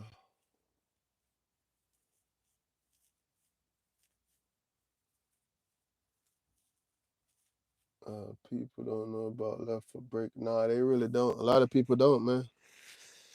You know, I dropped a video on my TikTok, and it's crazy because a lot of these guys, you know, they've been driving for 15, 20, 30 years, and it's like they're asking me, why are you using your left foot to brake?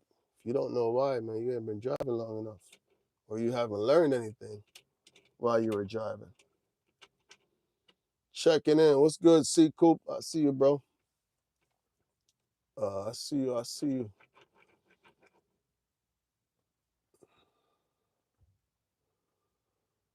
But yeah, Super Tin Man. That's my Real good sub right there, man. He just became a moderator tonight on live, y'all. So shout out to Super Tin Man. Super Tin Man, how many years you been driving, bro? I know you're retired now. How many years you drove for? I know you got all the stories telling me about the 70s going into New York City. I don't forget y'all comments, man. I make mental notes. You know, Super Tin Man was doing it before you had a GPS. You had to use a map. That was real driving right there. You know, nowadays, man, we're fortunate. We just put the address in the GPS and hit go. Yeah, Paul, left foot braking is where it's at, man. It's the easiest way to break it down.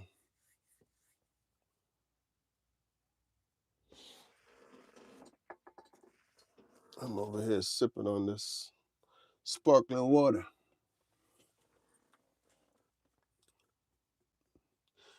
Yeah, I still go into the Hunts Point Market from time to time. I haven't been there in a while. Matter of fact, I haven't been there since I stretched my truck, maybe once.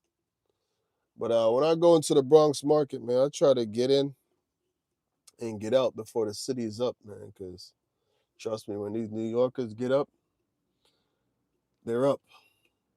So yeah, I try to get in early in the morning and get out.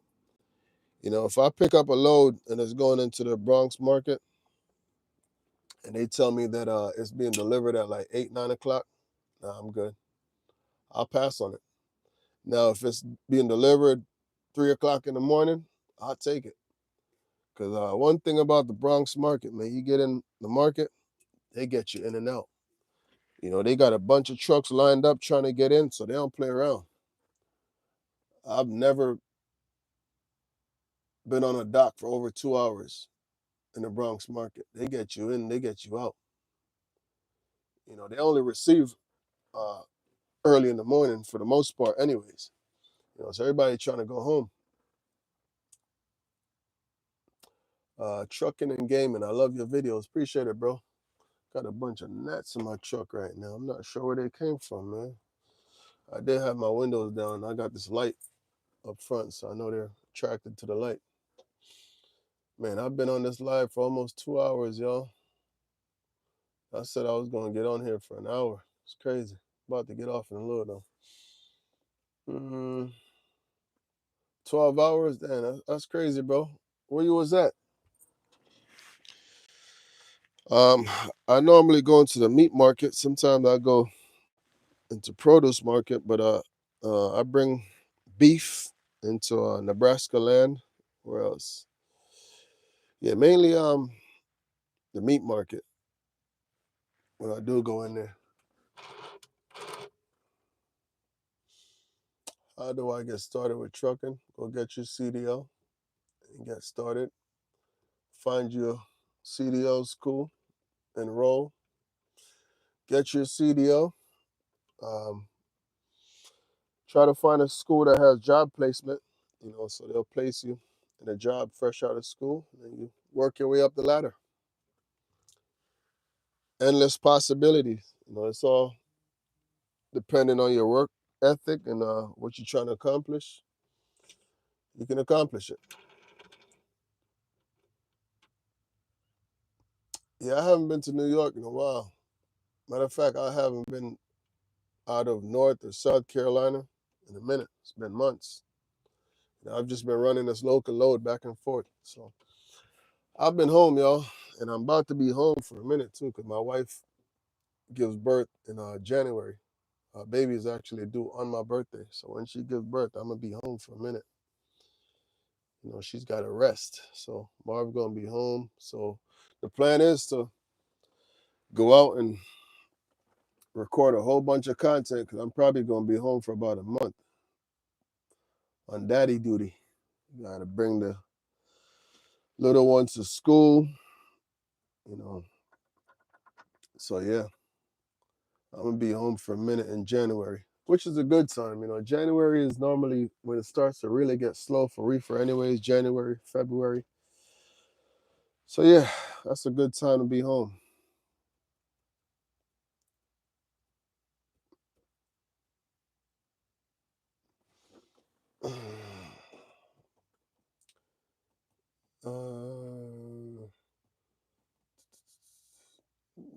you cherry pick loads, or you have no, I have a broker that I work with, but I do use a load board also.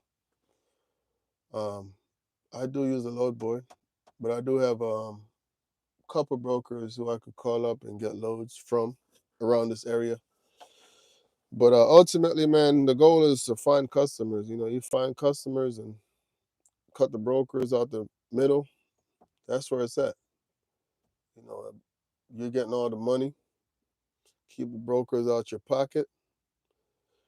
Sometimes I shoot myself in the foot, man, because I've been doing this way too long not to be running customer freight. I should have been uh, build up my clientele by now.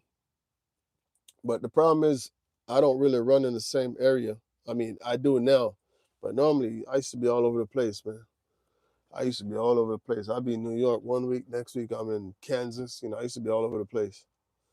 Um, but yeah, you got to cut the brokers out the middle, man. You cut the brokers out the middle, that's where you make your money at. What's a good rate per mile? It all depends on the equipment you're hauling. I might tell you $4 a mile is good. Then you get a guy pulling a RGN oversize, and that's not good for him. It all depends on the equipment. I might tell you $4 a mile is good, but you have a dry van. Odds are you ain't gonna get that in a dry van. So it all depends, man. It also depends how far you're taking that load. Because I could be getting $4 a mile on a local load, and that's not good. The load I'm hauling tomorrow, if I were to do the math right now, this is how much it is per mile. Let's see. It's $10 per mile. Now, if I was getting $10 per mile on a long run, that's some great money right there. That's excellent money. It's $10 per mile, but it's local. I'm not going far. At that point, you don't go by the mile. You just charge a rate that makes sense. That's what it boils down to.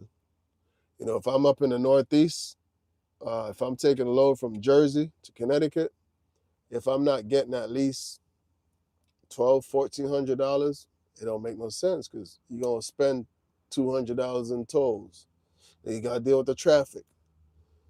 So even though you're only going 130, 200 miles max, you got to make sure you're taking into consideration your the tolls and the aggravation you got to deal with, man. Driving in the Northeast, it'll aggravate you, man. It drives you crazy. These New Yorkers in the chat, they'll tell you. You got to be a special type to drive in New York City, man. New York is not for the weak, man. My favorite engine is in my truck right now. Nathan, if you've been following the channel, then you know what's in the truck. My favorite engine is in the truck. That's why I bought this truck. That's what I wanted.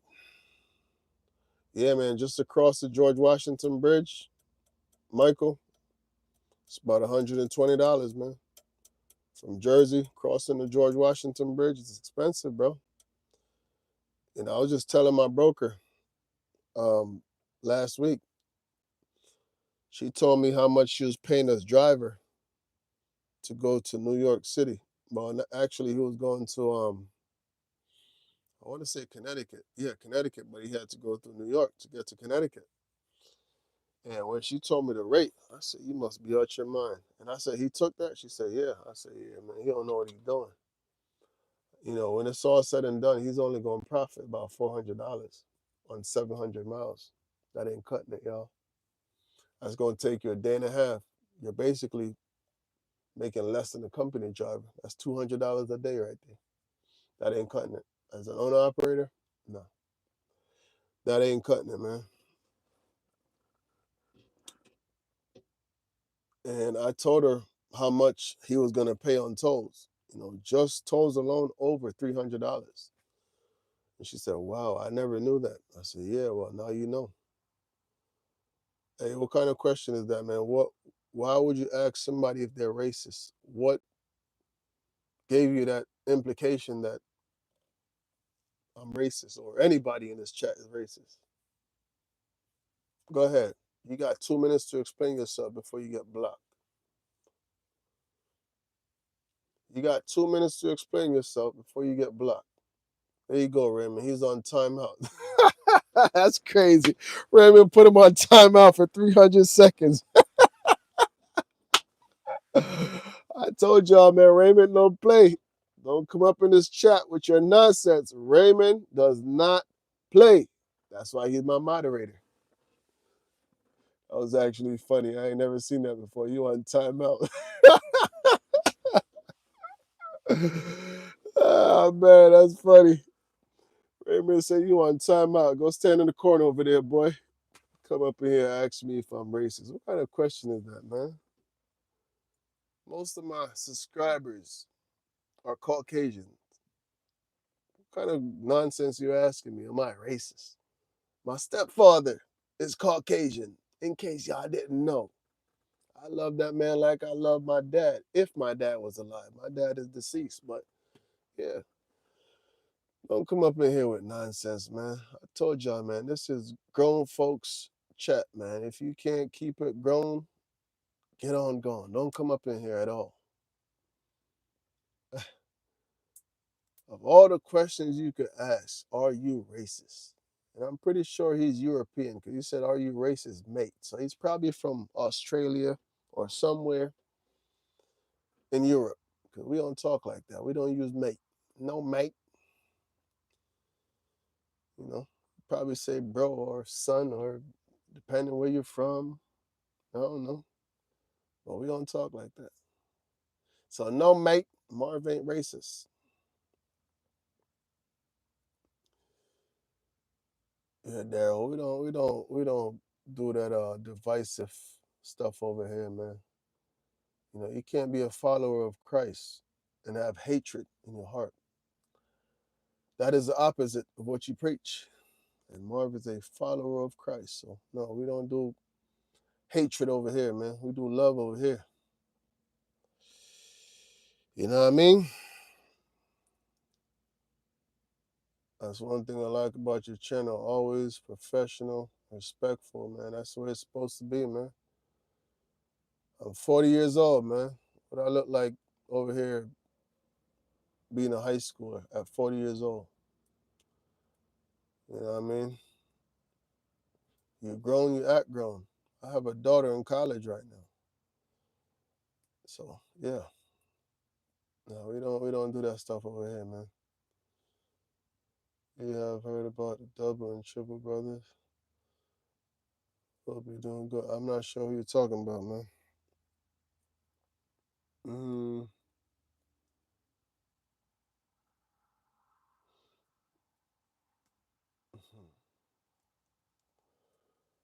preach, Daryl. Nah, man, I ain't trying to preach, man. If I start preaching, YouTube really gonna start hiding my videos. I think that's one of the reasons why they don't like to push my videos. You know, Marv keeps it too clean. But listen, y'all, if y'all just joining the chat, man, get out and vote, man. I went out and voted today with my wife. You know, early voting. I think today was the last day to early vote, man. So Monday, y'all gonna be stuck in those lines. Forget about it on Tuesday. That's election day. Y'all gonna be stuck in them lines. I did wait in line for about an hour today. That line was pretty long, y'all. That hallway was a good, I don't know, 1,000 feet, and then it wrapped around. So yeah, I was out there for a minute, man. You know, my wife is 7 months pregnant, so I told her go have a seat. I'll hold your spot right here in line. So I held her spot. And now when I got to the front of the line, I called her. I said, "Yo, come on, let's go. Let's go vote." Yeah, man, get out and vote, man. Vote for what you're passionate about, what you believe in, what you stand for. You know, we're in a time right now, man, where you really got to be firm on what you believe in, what you stand for. Because there are a lot of things happening in this world right now. You know, people are trying to manipulate your children in school. It's crazy. I had to take my kids out of public school, put them in private school, you know, just because of the rubbish that was being taught to my kids. You know, so in the end, it's costing me. So I went out and I voted. Let your voice be heard. Michael, appreciate the gift, brother. Put it for your polish, my brother. I got you. I got you, Michael. I got you. I got you, bro. Matter of fact, y'all, I went and got me some tires, steer tires, a couple days ago. And I'm probably giving y'all a little hint on what I got done. It wasn't just my tires, but it got real expensive real quick. Almost $5 grand later up front. I ain't gonna tell y'all what I did. Just wait till I drop the video. But yeah, it got real expensive real quick. And they actually damaged my polished aluminum wheels. You know, you go to some of these tire shops, man, they start banging your wheel with that sledgehammer trying to get the tires off. And those wheels were less than 2 years old. Y'all see my wheels. Y'all see me polishing those wheels. I keep my stuff nice and polished. And, you know, I went back to go check on my truck, and I saw they put the new tires on there.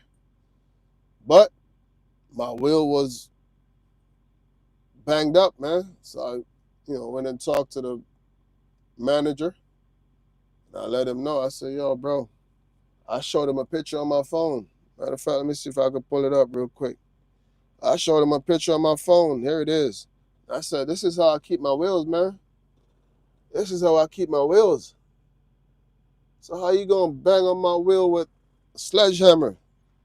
Had a big old dent on the side, and another dent on the bottom. I said, yeah, we gotta do something about this, man.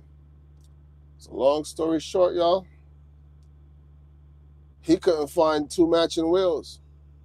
So he put two brand new wheels on there. He didn't bang up the other side, but he banged up this side. But now, I was gonna have two different brands. It was gonna mismatch. And I will say, man, he stood on business, and I respect him for that. And he gave me two brand new wheels, man. Them things so shiny right now. I ain't got to touch them for a minute. Just got to wash it and wipe it down. But yeah, man, he banged it up real bad. So he went and talked to the guys in the shop. I said, bro, y'all can't treat polished aluminum wheels the same way you would treat some steel wheels coming in here, man. You got to treat it with a little more care. You can't put it down on the same pad that has all this gravel. When you flip that wheel over, it's going to be all scratched up. And my wheels were all scratched up, man. I said, bro, I could probably sand this out. But as for that big old dent, I can't do nothing about that. So, yeah, they changed it out, man. They gave me two brand new wheels on them. I didn't have to pay $1 for it.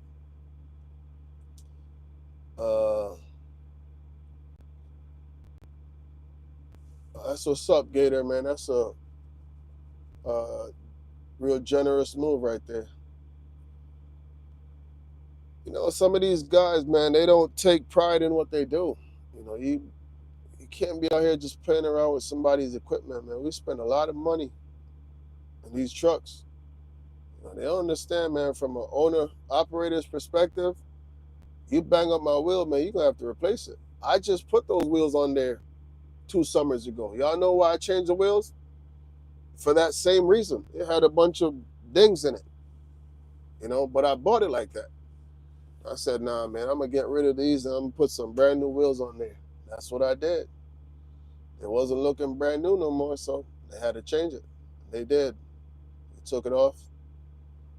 CKN, what's good? CKN Transportation, what's good, brother? Bless up yourself, my general. Well, yeah, that's how we did that, man. I said, yo, y'all got to replace these, man. I can't roll with this. I left. I think I went and checked on the wheel. That was on Saturday. And I didn't go back until Monday. And I told y'all I was stressing the whole weekend just thinking about it, man. The whole weekend I was stressing, man. I saw the brand new tires. Yeah, the tires look good. I got some new rubbers. but my wheels are banged up. So I was stressing, bro. And I'm telling y'all, he was on top of it though. He sent me a text when I left and said, "Don't worry about it. We're gonna put 2 brand new wheels on there." So I will listen. And this is the other thing, man. I was trying to record some content when they were working on my truck. Because like I said, they did a lot of work, but the shop didn't want no cameras in the shop, so I couldn't really record content. But I did put together a little video, of the repair job. Like I said, it wasn't just tires. I had some major work done on the front. So I'm gonna try to put together a little video, maybe a couple uploads from now. I still have 2 videos I have to edit that I recorded before that video. So yeah. Bye, Marv. See you later. All right, Nathan. Be safe, man. Have a good night, bro.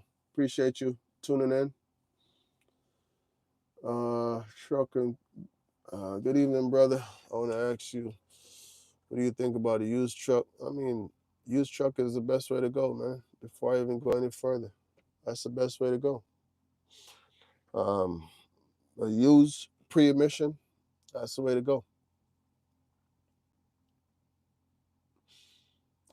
Get you a truck that doesn't require DEF, diesel exhaust fluid. That's the best way to go.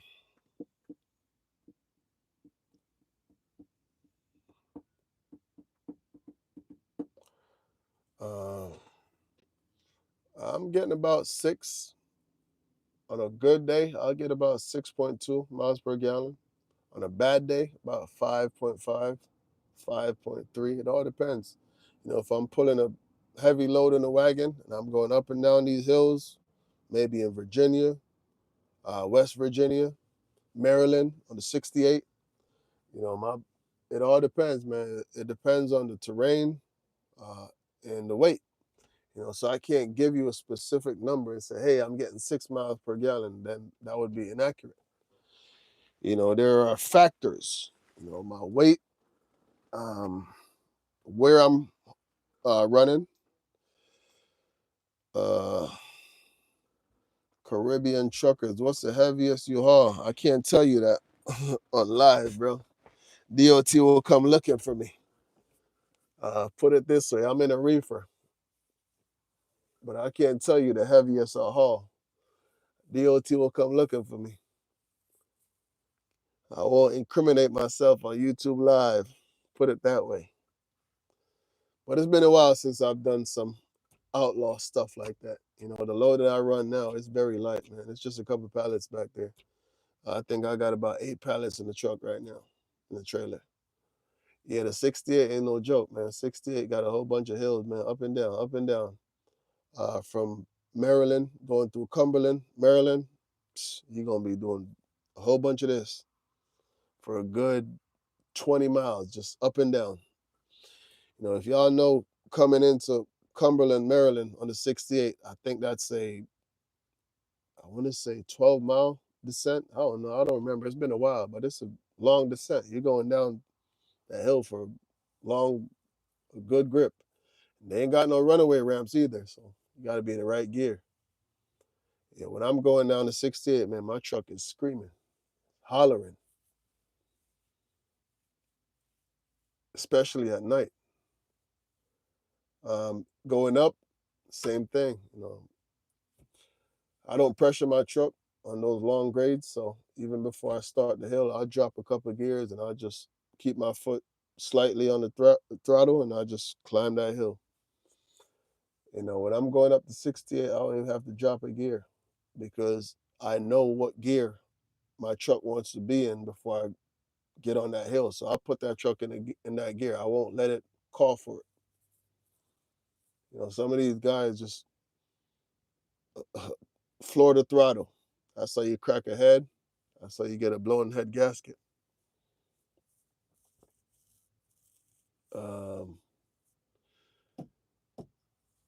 Truck and third. Do you own your own authority?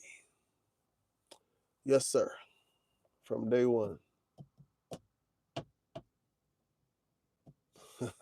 Oh, Super Tim, man, you can respond. You're retired now. Yeah, well, I ain't retired yet, bro, so I'm not gonna respond. But I did get hit in Virginia a couple years ago. They got me for being overweight by 1,500 pounds. I was 81.5 in the wagon. Well, not in the wagon, but my gross weight was 81,500. And there was no way around it. Couldn't fix it. I mean, the ticket wasn't bad though. It was only $130, man. So it is what it is. And the good thing about those overweight, they don't go against your score. They don't go against your license. It's just a ticket to the company. So it's not like it affects you. The state is just getting some money out of you. That's all. It was 130, I believe $136. That's all it was. Now, I'm pretty sure if I was a lot more over, that's a bigger problem. I know up in Michigan, they'll get you real bad. Yeah, Super Tin Man, you got to worry about the floor and the reefer at that point, 96K. You got to worry about the aluminum floor cracking, and it gets it's a thin line when you start hauling that heavy in a reefer. It's doable, especially if you got a spread. If you got a spread, you can get away with it. But if you got tandems back there, it's a little different, man. Spread, you can get away with easy though. That spread will take it. The weight is more balanced, but when you're rolling with tandems back there and you're putting 90, 95, 100K in the wagon, well, gross. Yeah, that's a very thin line right there. I actually know somebody, I ain't gonna call his name. He's a trucker on social media also. He cracked the floor in his reefer, hauling too heavy. Johnny says Trump 2024. Hey, Johnny, if you haven't voted yet, get out and vote, man. What you waiting on? Don't tell us in the chat. Go vote. How long before you get back on the road? Well, I got this load to deliver tomorrow. If you're talking about over the road, it's going to be a couple weeks.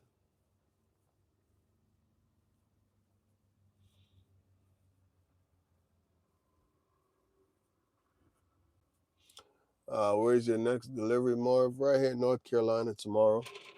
Local delivery.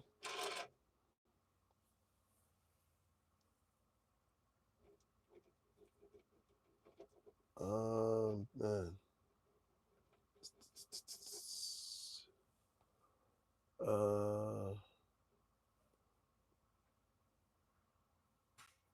I've had my own authority now for almost 13 years, man. Almost 13 years.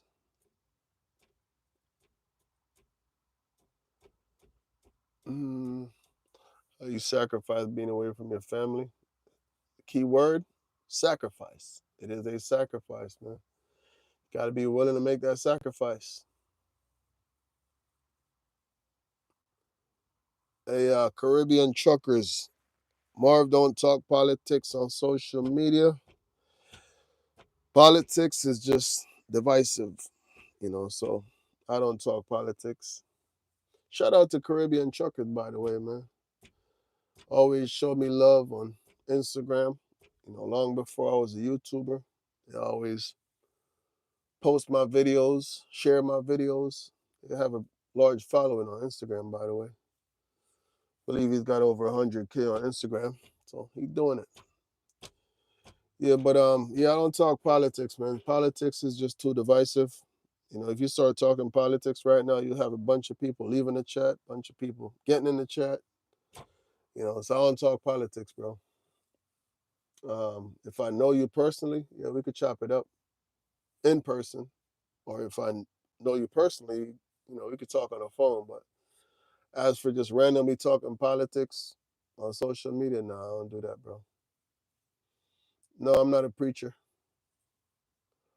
Uh, I've been to Winston-Salem several times. Delivered to, not really. I mainly pass through Winston-Salem. It's been a while now. I'm mainly on the 85 and 77. I don't really do east to west on the 40.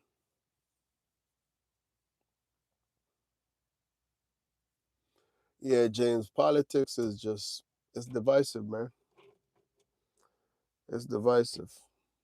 It's crazy, right? Because I showed up earlier to vote, and when I showed up, you have one party, have a bunch of folks outside giving out flyers and telling you who to vote for.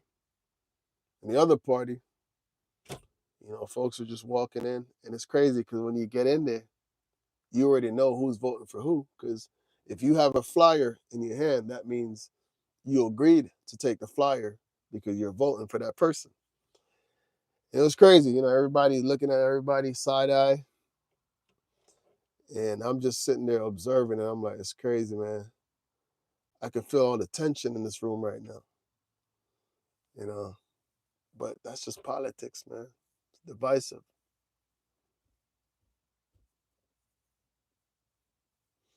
W900 would be my second truck. My second truck would be a Project W900 or a flat top, Pete. Maybe a flat top. That would be my project truck. Now, listen, I can't roll around in a flat top if I'm actually working in the truck. I got to be able to stand up in my sleeper, man. I can't be bending over in my sleeper all day. That's the reason why a flat top would just be, literally a project truck, something just to do some local deliveries or something. But, I like to be able to stand up in my sleeper, man. I can't be hunched over in my sleeper. I'm 6'1", so if I can't stand up in that sleeper, that's a no-go for me. Now, I've never hauled livestock, man, but would I do it? Why not? My next venture will be RGN. Get me a nice RGN and start doing some oversized freight. My truck is specced out. It ain't much I got to do. Got the power, got the ratio. I would just put a third axle back there, and that's it. My truck is long. Wheelbase is 300, so I've got enough room to add that third axle back there. Um, hey, listen, bro. Are you trying to lease to somebody, or are you trying to get out there and run with a new authority? You got to elaborate, but it's tough right now, man. If you got a new authority, it's a lot tougher than it was a year ago, 2 years ago, 3 years ago, because of all the double brokering and all the fraud nowadays, man. So it's a whole lot more difficult to be loaded as a new authority right now. Yeah, it's a whole lot more difficult, man. I can't tell you which company will not let you run, but it's gonna be a struggle. Uh, it's gonna be a struggle, bro. You're gonna have to tough it out for about a year.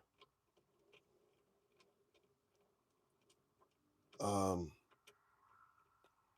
355 ratio. Get out of here, man. Yeah, 355 ratio is what I run.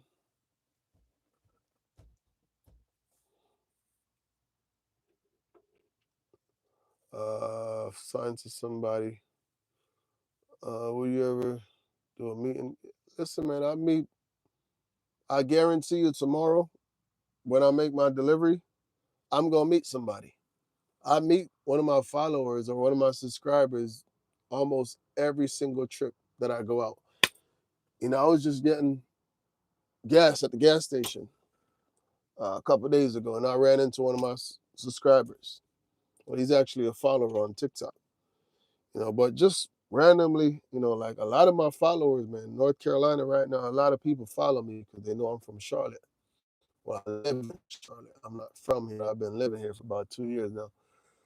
But I get a lot of love from North Carolina. So yeah, they really rock with me and support me, man. So I go out, I'll meet just randomly out and about. Um, Sean, love your channel. You're the reason I got The test. I appreciate you, Sean, man. Best wishes to you, and just be safe, man. And good luck to you. Ace that test, man. If you fail, try again, but don't fail, man. Make it happen.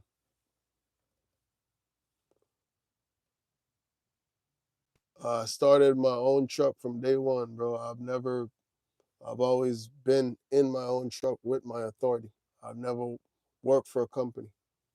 I've only worked for myself. I've never, ever worked for a trucking company. What's good, Rally? Rally in the house. 625 horsepower. Man, y'all about to get me in trouble. I got to get home to my wife, man. What time is it? 11 o'clock. My phone about to die, too. It's on 4%. I believe my phone had over 50% when I got on this live, y'all. Yeah, but I'm about to get off in a minute, man. I'll be on these lives way too long, man. I said I'm only going to be an hour, and here we are, 2 hours and, I don't know. Matter of fact, over 2 hours. Um,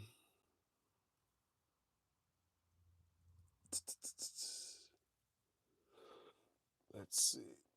Let me get a couple more questions. I'm about to get off this live, y'all. I got to go get me some rest, get up at 4 o'clock, 4:30 in the morning, and go deliver this freight. Yeah, I'm going to be in the doghouse, Tin Man. Nah, my wife probably sleeping right now, man. If y'all don't know, pregnant women, all they want to do is sleep and eat. Yeah, she probably sleeping right now.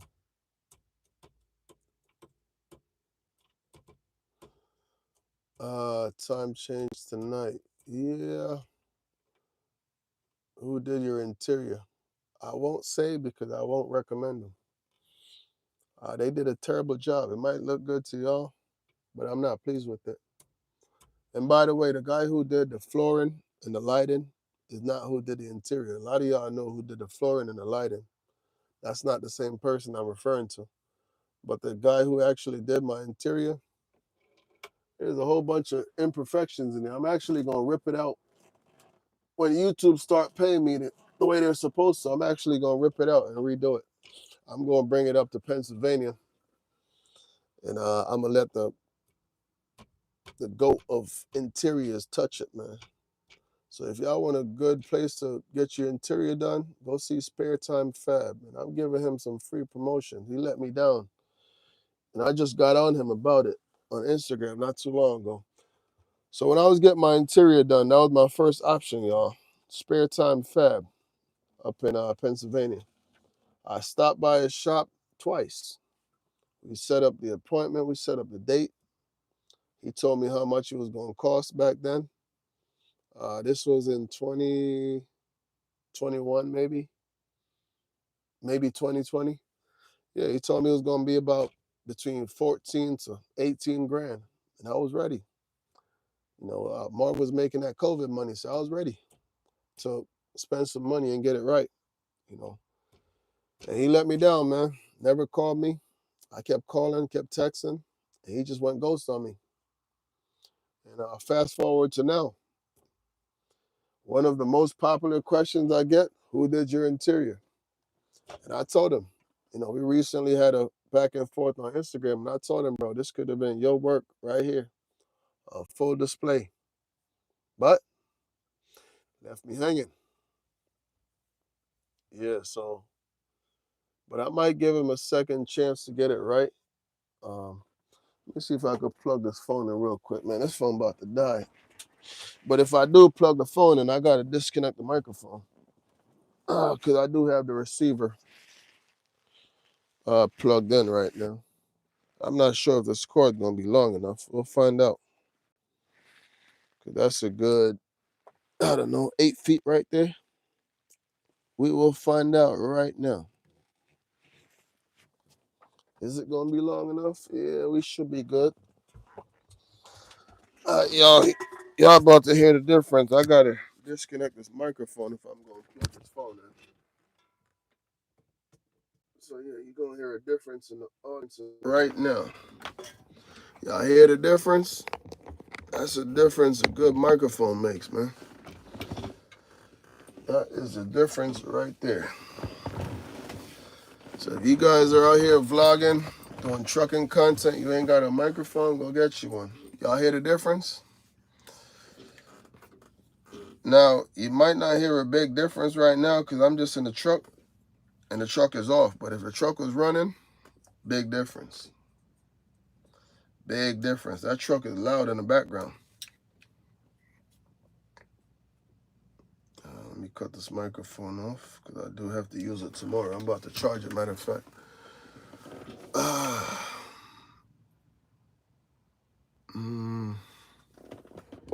Yeah, if I'm going down the road, man, it's a big noticeable difference, man. It's night and day. When I'm not mic'd up, big difference. Now, Scott, if I was driving, man, if I was to even cut the truck on right now, big difference. But because I'm just sitting in the truck right now, you're not gonna really hear it. But if I was driving, you'll be able to hear it, man. If I was driving right now, I couldn't talk this low. I would have to really be screaming just for y'all to hear me. All right, James, be safe, man. Appreciate you tuning in, and I'll catch you on the next one.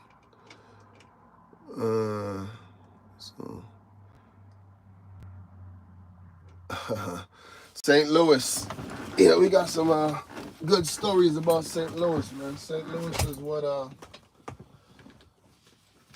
blew up my TikTok. These St. Louis videos. Yeah, man, that St. Louis joint is what blew up my TikTok. I got a lot of followers from those videos. So yeah, this is a good mic right here, y'all. This is the case right here. And it's actually charging right now in the case. Y'all see that? It's charging. Case is fully charged, so it's gonna recharge the mic and the receiver. Yeah, St. Louis is a rough one, man. You get out to St. Louis, man, you gotta be on your P's and Q's. You gotta keep that dog close to you. That dog gotta be close. And you sleep with one eye open, man. Yeah, Marv is all about that second, man. I got a whole bunch of concealed carries for a reason. You know, I go to St. Louis, man, I'm prepared. You know, hopefully I never have to use it, but push comes to shove, man, you gotta protect yourself. You know, the ultimate goal is to get back home to your family. You know, can y'all imagine right now writing a bunch of RIPs onto my videos? You know, maybe then I'll get a whole bunch of views. But I ain't trying to get views for that reason, man. Give me the views while I'm alive, while I'm here. Child of the Most High God. Do you idle for AC? No, I don't have an APU. I don't idle my truck at night anymore. I used to. I would just, it could be 80 degrees outside, you know, because, you know, in the summertime, you know, in daytime, it'll be like 90 plus, but in the nighttime, it's like 70, 75, 80 degrees. You know, I'll just put that fan on high, man. I'll go to sleep, crack my windows. I'm fine. You know, a lot of people, they can't deal with heat, but heat don't bother me. Cold bothers me. Yeah, Super 10, man, you could keep all that cold air up in Canada this winter. I don't want none of it down here. Keep it up there, man. I don't want to see it. I don't want to feel it. Keep it in Canada, bro. Yeah, I'd rather be hot than cold, man. If I'm hot, I could get cool. You know, I could get under the AC or get a fan or something. But when you're cold, man, you're just miserable. I don't know about y'all, but when I'm cold, I'm just miserable, man.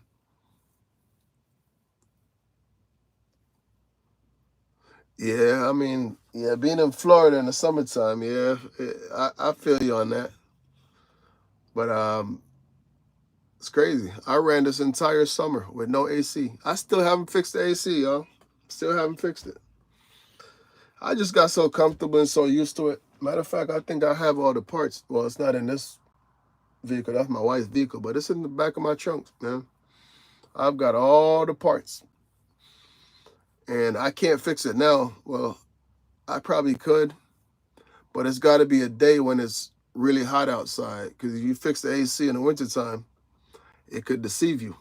You know, you could probably, you think you fixed it, but then you get a rude awakening on a hot summer day that it ain't fixed. So yeah, I'm gonna probably wait till next spring. I'll just fix it. I have all the parts. I'm gonna change all the lines, the metal lines up front. I'm gonna change the evaporator. What else I gotta change? That's it. Change the evaporator and all the lines, and I'm gonna vacuum it, recharge it. I have all the stuff to do it. You know, I have the vacuum, I have the pump. I've done it a couple times, man. I know how to recharge it, everything. You know, let it sit for about 45 minutes. Pay attention to that gauge. If that gauge dips, then you know you got a leak. If it holds the PSI, then you're good. You can start recharging it. But I might drop a video on it. But listen, man, I don't like dropping those videos because I realize whenever I drop videos working on the truck, working on my reefer, those videos are a flop, man. They just flop. So I don't know. Some people are not into the mechanical side of trucking. They just want to see some scenery and driving. I don't know. But yeah, every time I drop a video like working on the truck or working on my reefer, those videos flop, man.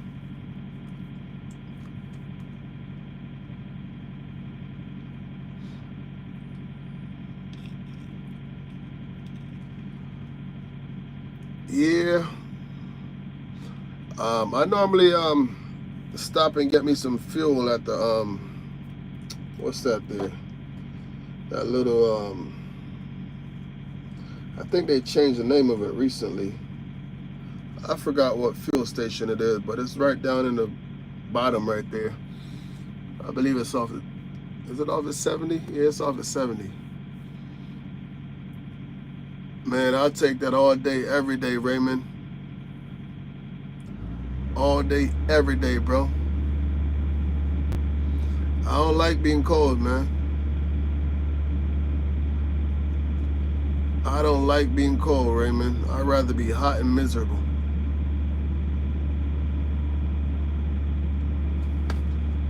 Enjoy your mechanical knowledge, hands-on more, and must know how to. Yeah, you got to know how to work on your rig, man. Listen, I've done so many things to this truck on the side of the road. I've changed my turbo on the side of the road, my intercooler, multiple starters, alternators, fuel pump, oil cooler. Everything that I just mentioned, I changed that on the side of the road. Saved me a couple $1,000s. All those parts combined, I probably saved about $10,000 in labor. Yeah, just the turbo alone, I saved about $2,000 in labor. And then the oil cooler, that's a big job. That's a big job because the problem is, man, trying to get rid of all that gunk. That's a big job. So yeah, you name it, man. I've done it on the side of the road. Yeah, man, keep it up there. Don't send none of that cold air down here, man. We don't want it. Keep it. You know, I don't go skiing, I don't go snowboarding, so you can keep all that cold air up in Canada.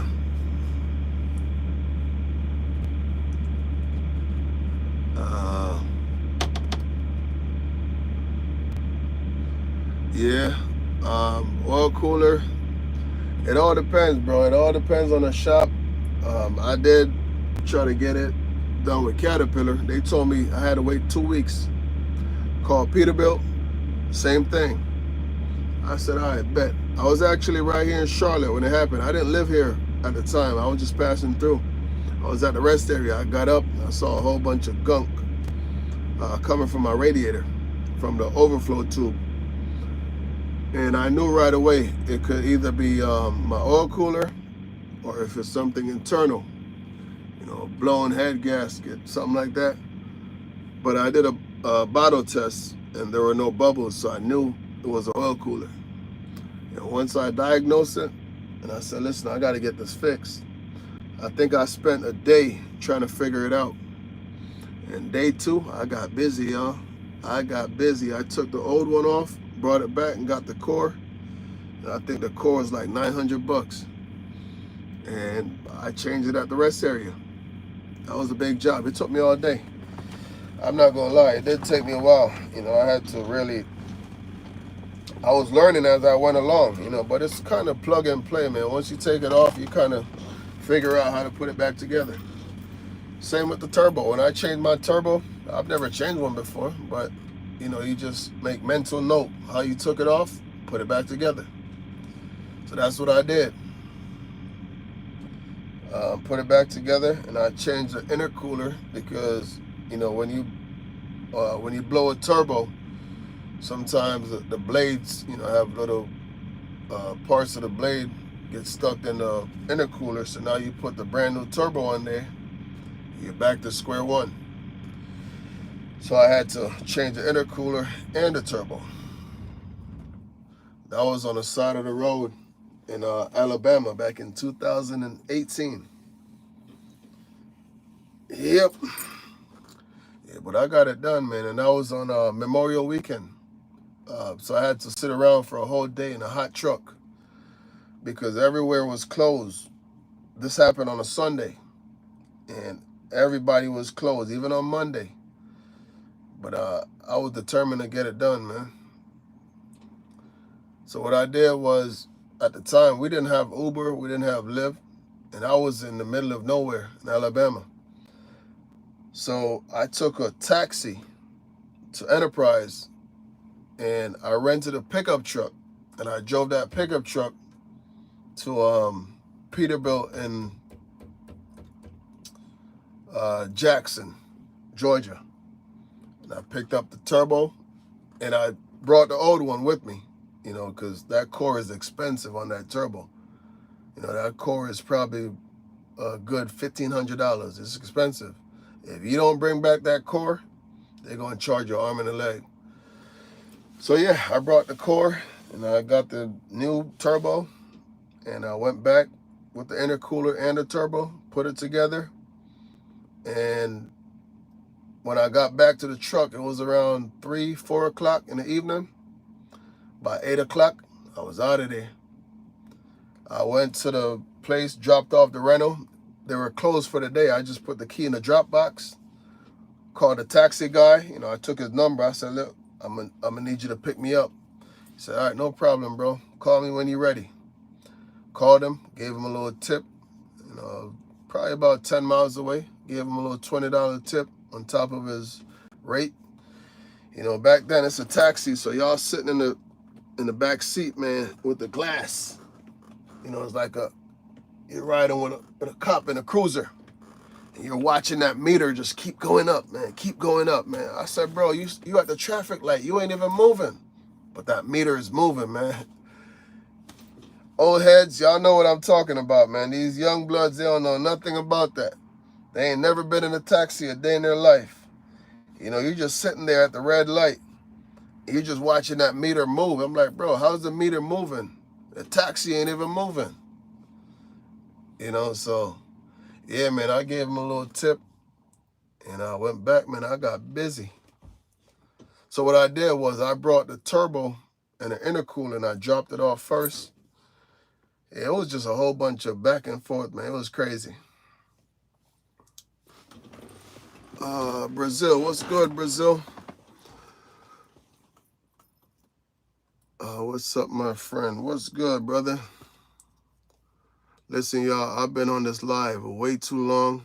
More about to get up off of here. So everybody, appreciate y'all tuning in. Raymond, Super 10 Man, my moderators, appreciate y'all. Edwin, I know you was on here earlier. And yeah, I'm about to go home and try to shut my eyes for about 5 hours and get back at it tomorrow. So DOT, if you're watching, I've been chilling for about 3.5, almost 4 hours. So yes, I'm actually taking my break like I'm supposed to. I'm off duty right now. For all the snitches in the chat, you ain't snitching on me. I'm not snitching on myself. I'm going by the books. Matter of fact, I'm running local, so I ain't even got to touch a book. How about that? I'm only going 60 miles up the road, so I ain't even got to use a logbook, nothing. I just get in this truck and drive. But technically, you're supposed to show a timesheet, to prove that. But if you're paying attention to my BOL, you will see that from my pickup to my delivery is only 59 miles. Quick question. How tall are you? I am 6'1". Mr. Unstoppable. So it depends who you're asking. That might be tall, that might be short. If you're 6'6" and I say I'm 6'1", I might be short. If you're 5'6" and I say I'm 6'1", I might be tall.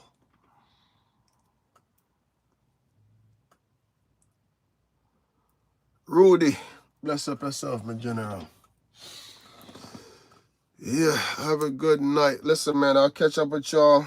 I'm probably going to try to upload a video tomorrow. Yeah, I got to get home and get some sleep. So I'm going to edit the video tomorrow while I'm at the receiver getting unloaded. And I'm going to try to drop that video tomorrow around 5 o'clock, man. So be on the lookout, y'all. If you are not aware of what's going on, YouTube been playing a lot of games with my videos, my video views. So if you don't have your post notification on, please, y'all, turn them on. Even if you're not watching the videos right away, at least you will know that I dropped the video. But there is a possibility that even though you have your post notifications on, you're not being notified. That's been the trend also. A lot of my subscribers have been coming forward and telling me that even though they have post notifications on, they're not being notified when I drop these videos. So I don't know what YouTube is up to, but they're up to no good. Like I said earlier, on the flip side, my RPM is through the roof, and I don't know what's going on. So, and if y'all don't know what the RPM is, that's how much they pay you per 1,000 views. This is the highest I've ever seen my RPM on this channel, ever. It's like double what it was before. So I don't know what's going on, y'all. RPM is up, views are down. I don't know, man.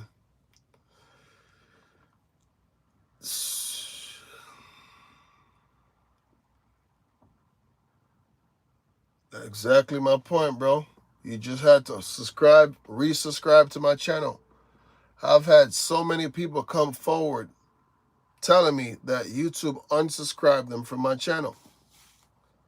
It's crazy, man. It is crazy, y'all.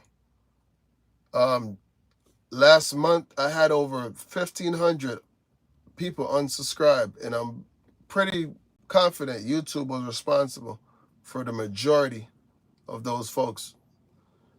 And when I reached out, they told me that they unsubscribed a bunch of my subscribers because they suspected those are all spam accounts. Come on, man. These folks are active in my comment section, talking about the topics in that video, and those are spam accounts. Yeah, try that with somebody else. I wasn't born yesterday, man. Blow that smoke somewhere else, man. It's not just you. There are a lot of channels I follow that that's crazy, man. It's insane what they're doing, man. It's insane, bro. We pretty much watch the same thing, though, man. I watch a whole bunch of outdoor channels, hunting, fishing, shooting channels. We got the same taste, man. That's all I watch. Bunch of trucking channels, outdoor channels, and shooting channels. Literally, that's all I watch. Exactly, Gator. They only want the stupid stuff, man, and they only want the half-naked ladies popping up across your screen. If you ain't showing enough skins, they ain't gonna push your video. That's crazy. But listen, y'all, Marv got to get up out of here. It's been real, y'all. I appreciate everybody who joined the live tonight. Everybody who was on earlier. If you come back and you're watching this live tomorrow, appreciate you. But I'll catch y'all on the next one, man. Stay safe, Centennial. Appreciate you, bro. Raymond, appreciate you guys, man. All my moderators, appreciate y'all. And just had to check because I did not see when you go live. Do you have your post notifications turned on, Rudy? So here's what I want y'all to do. I want everybody on this chat, turn on your post notifications, please. And the reason why I want y'all to do this, right? The next video I upload, I want y'all to tell me if you were notified when I drop the video. I want y'all to do it, please. I'm asking y'all. I'm begging y'all. You know, even if you're just going to do it just for this one video, I don't care. Turn on your post notification bell. And the next video I upload, I want y'all to tell me if you were notified. And the more screenshots, you know, I could get, because I have quite a few right now. I have about 20 screenshots. I'm putting together a case to bring to YouTube. Because what they're doing, it ain't right, y'all. It ain't right. You know, y'all asked me to upload clean content, and that's what I've done. I've never had a violation on this platform, never had a strike, no copyright. You know, I just follow the rules, man. And, you know, y'all go look at my video views. I have over 238,000 subscribers. 5 days later, 6 days later, 3,000 views. Come on, man. Come on, YouTube. You know, and somebody's going to argue and say, well, most of your subscribers came from shorts. I get thousands of subscribers from my longer videos also. It ain't just shorts, man. You know, every video I upload, I get a couple hundred subscribers. You know, it doesn't happen as fast as my shorts, and that's because they're not pushing my longer content. If YouTube was pushing my longer content the same way they pushed my shorts when I first started, I would be at 1 million subscribers right now. I know that for a fact. Sparky, what's good, man? Marv is live. Hey, Sparky, do you have your post notification turned on? I know you're very active in my comment section. I'm asking for a reason. I'm not trying to put you on the spot, but do you have your post notifications on? Were you notified that I went live today? Were you notified the last time I uploaded a video?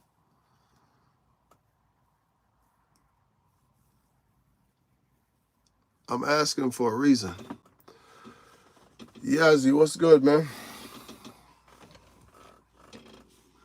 Hey, David, I appreciate it, man. Listen, y'all, just turn on your post notifications if you don't have them on, even if it's just for a week.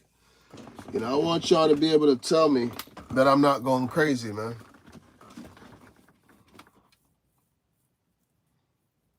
I got you. I got you. I just brought you 100 subscribers. How you did that, Robert? How you did that, man?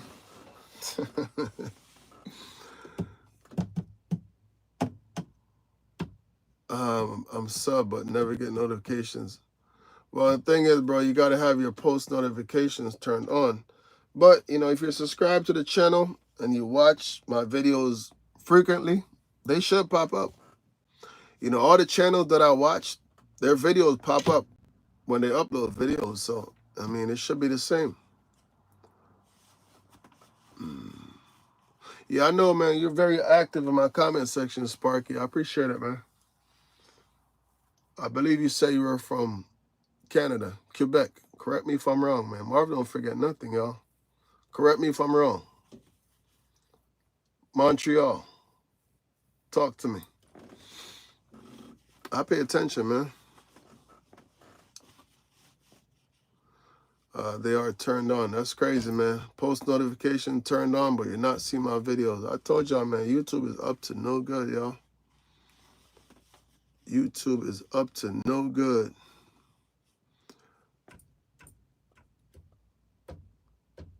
Yes, sir. Told y'all, man, I don't forget. When y'all leave these comments, you know, there's a couple of videos ago, I believe you told me you were from Montreal, Quebec. I didn't forget.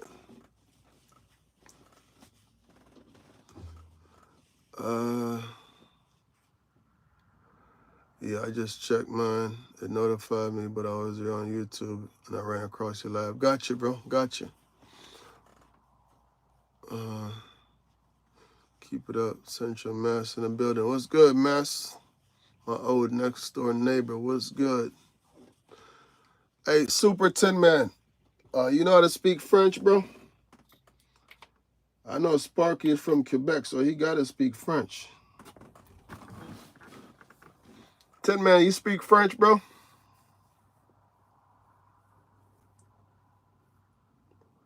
Hello from Texas. Great videos. Hey, Francisco Rodriguez. Appreciate you, bro.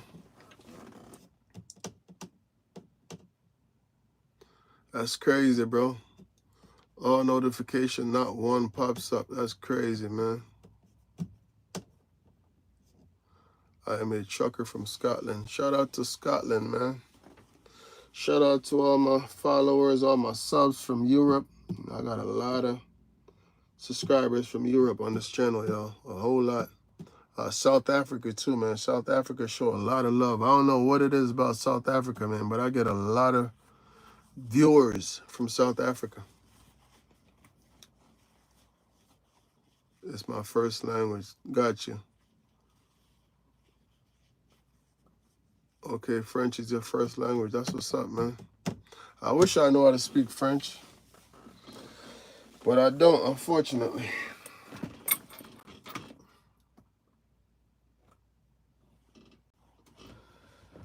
So if you're from Scotland, what kind of truck do you drive in Scotland? Are you driving a Scania, a Volvo? What you driving? Listen, y'all, I got to get up off this live, man. I got to go get me some rest. Got to be back at it tomorrow morning, bright and early. Yeah, I got a bunk heater back there.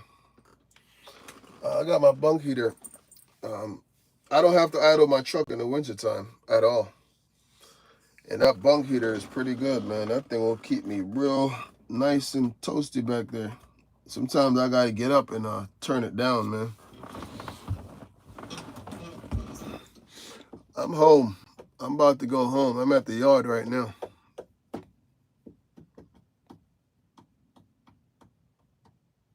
Nah, it's not auto start, but I just start it up when I get in the truck, and I set it to a certain temperature. You know, if it's cold outside, I'll put it on like 72, 73, 75 max. And that'll keep me nice and warm all night, man. All night.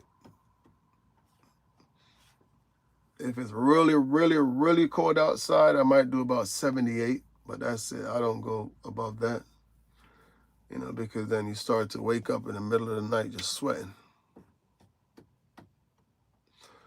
Give me a shout out. What's good, Xander?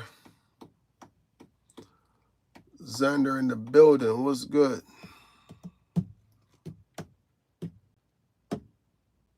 Yeah, man, you got to have a bunk heater, man. It saves you a lot of money on fuel. And you never know.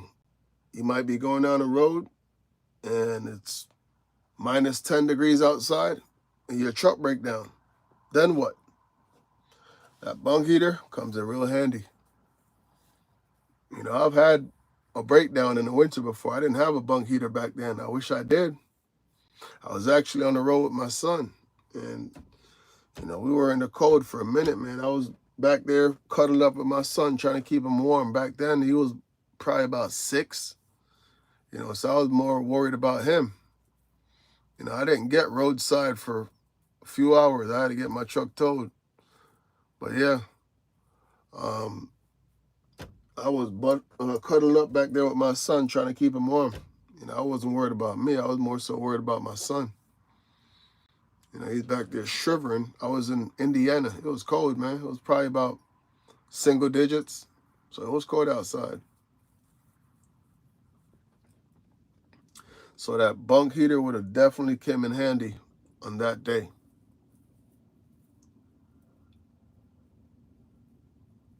I don't, man. I don't, bro. I don't know anything about these companies who sponsor. Yeah, I don't know anything about that stuff, man. You got to do your independent research.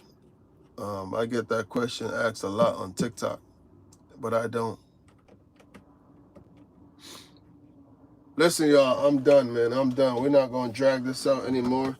Everybody, please turn on your post notification bell. When I drop the next video, I want y'all to tell me, were you notified? Drop me a comment on my next video and say, yes, Marv, I got the notification.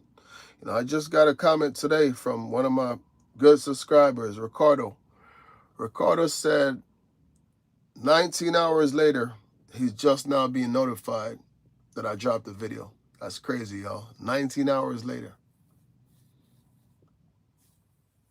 I mean, is there a glitch in the system? YouTube, what's going on? Talk to me, man. But whatever y'all doing, y'all got to get it right. Y'all got to get it right. But catch y'all on the next one, man. We ain't going to drag this out any further. Much love, everybody. God bless. Be safe. Y'all have a blessed night, man.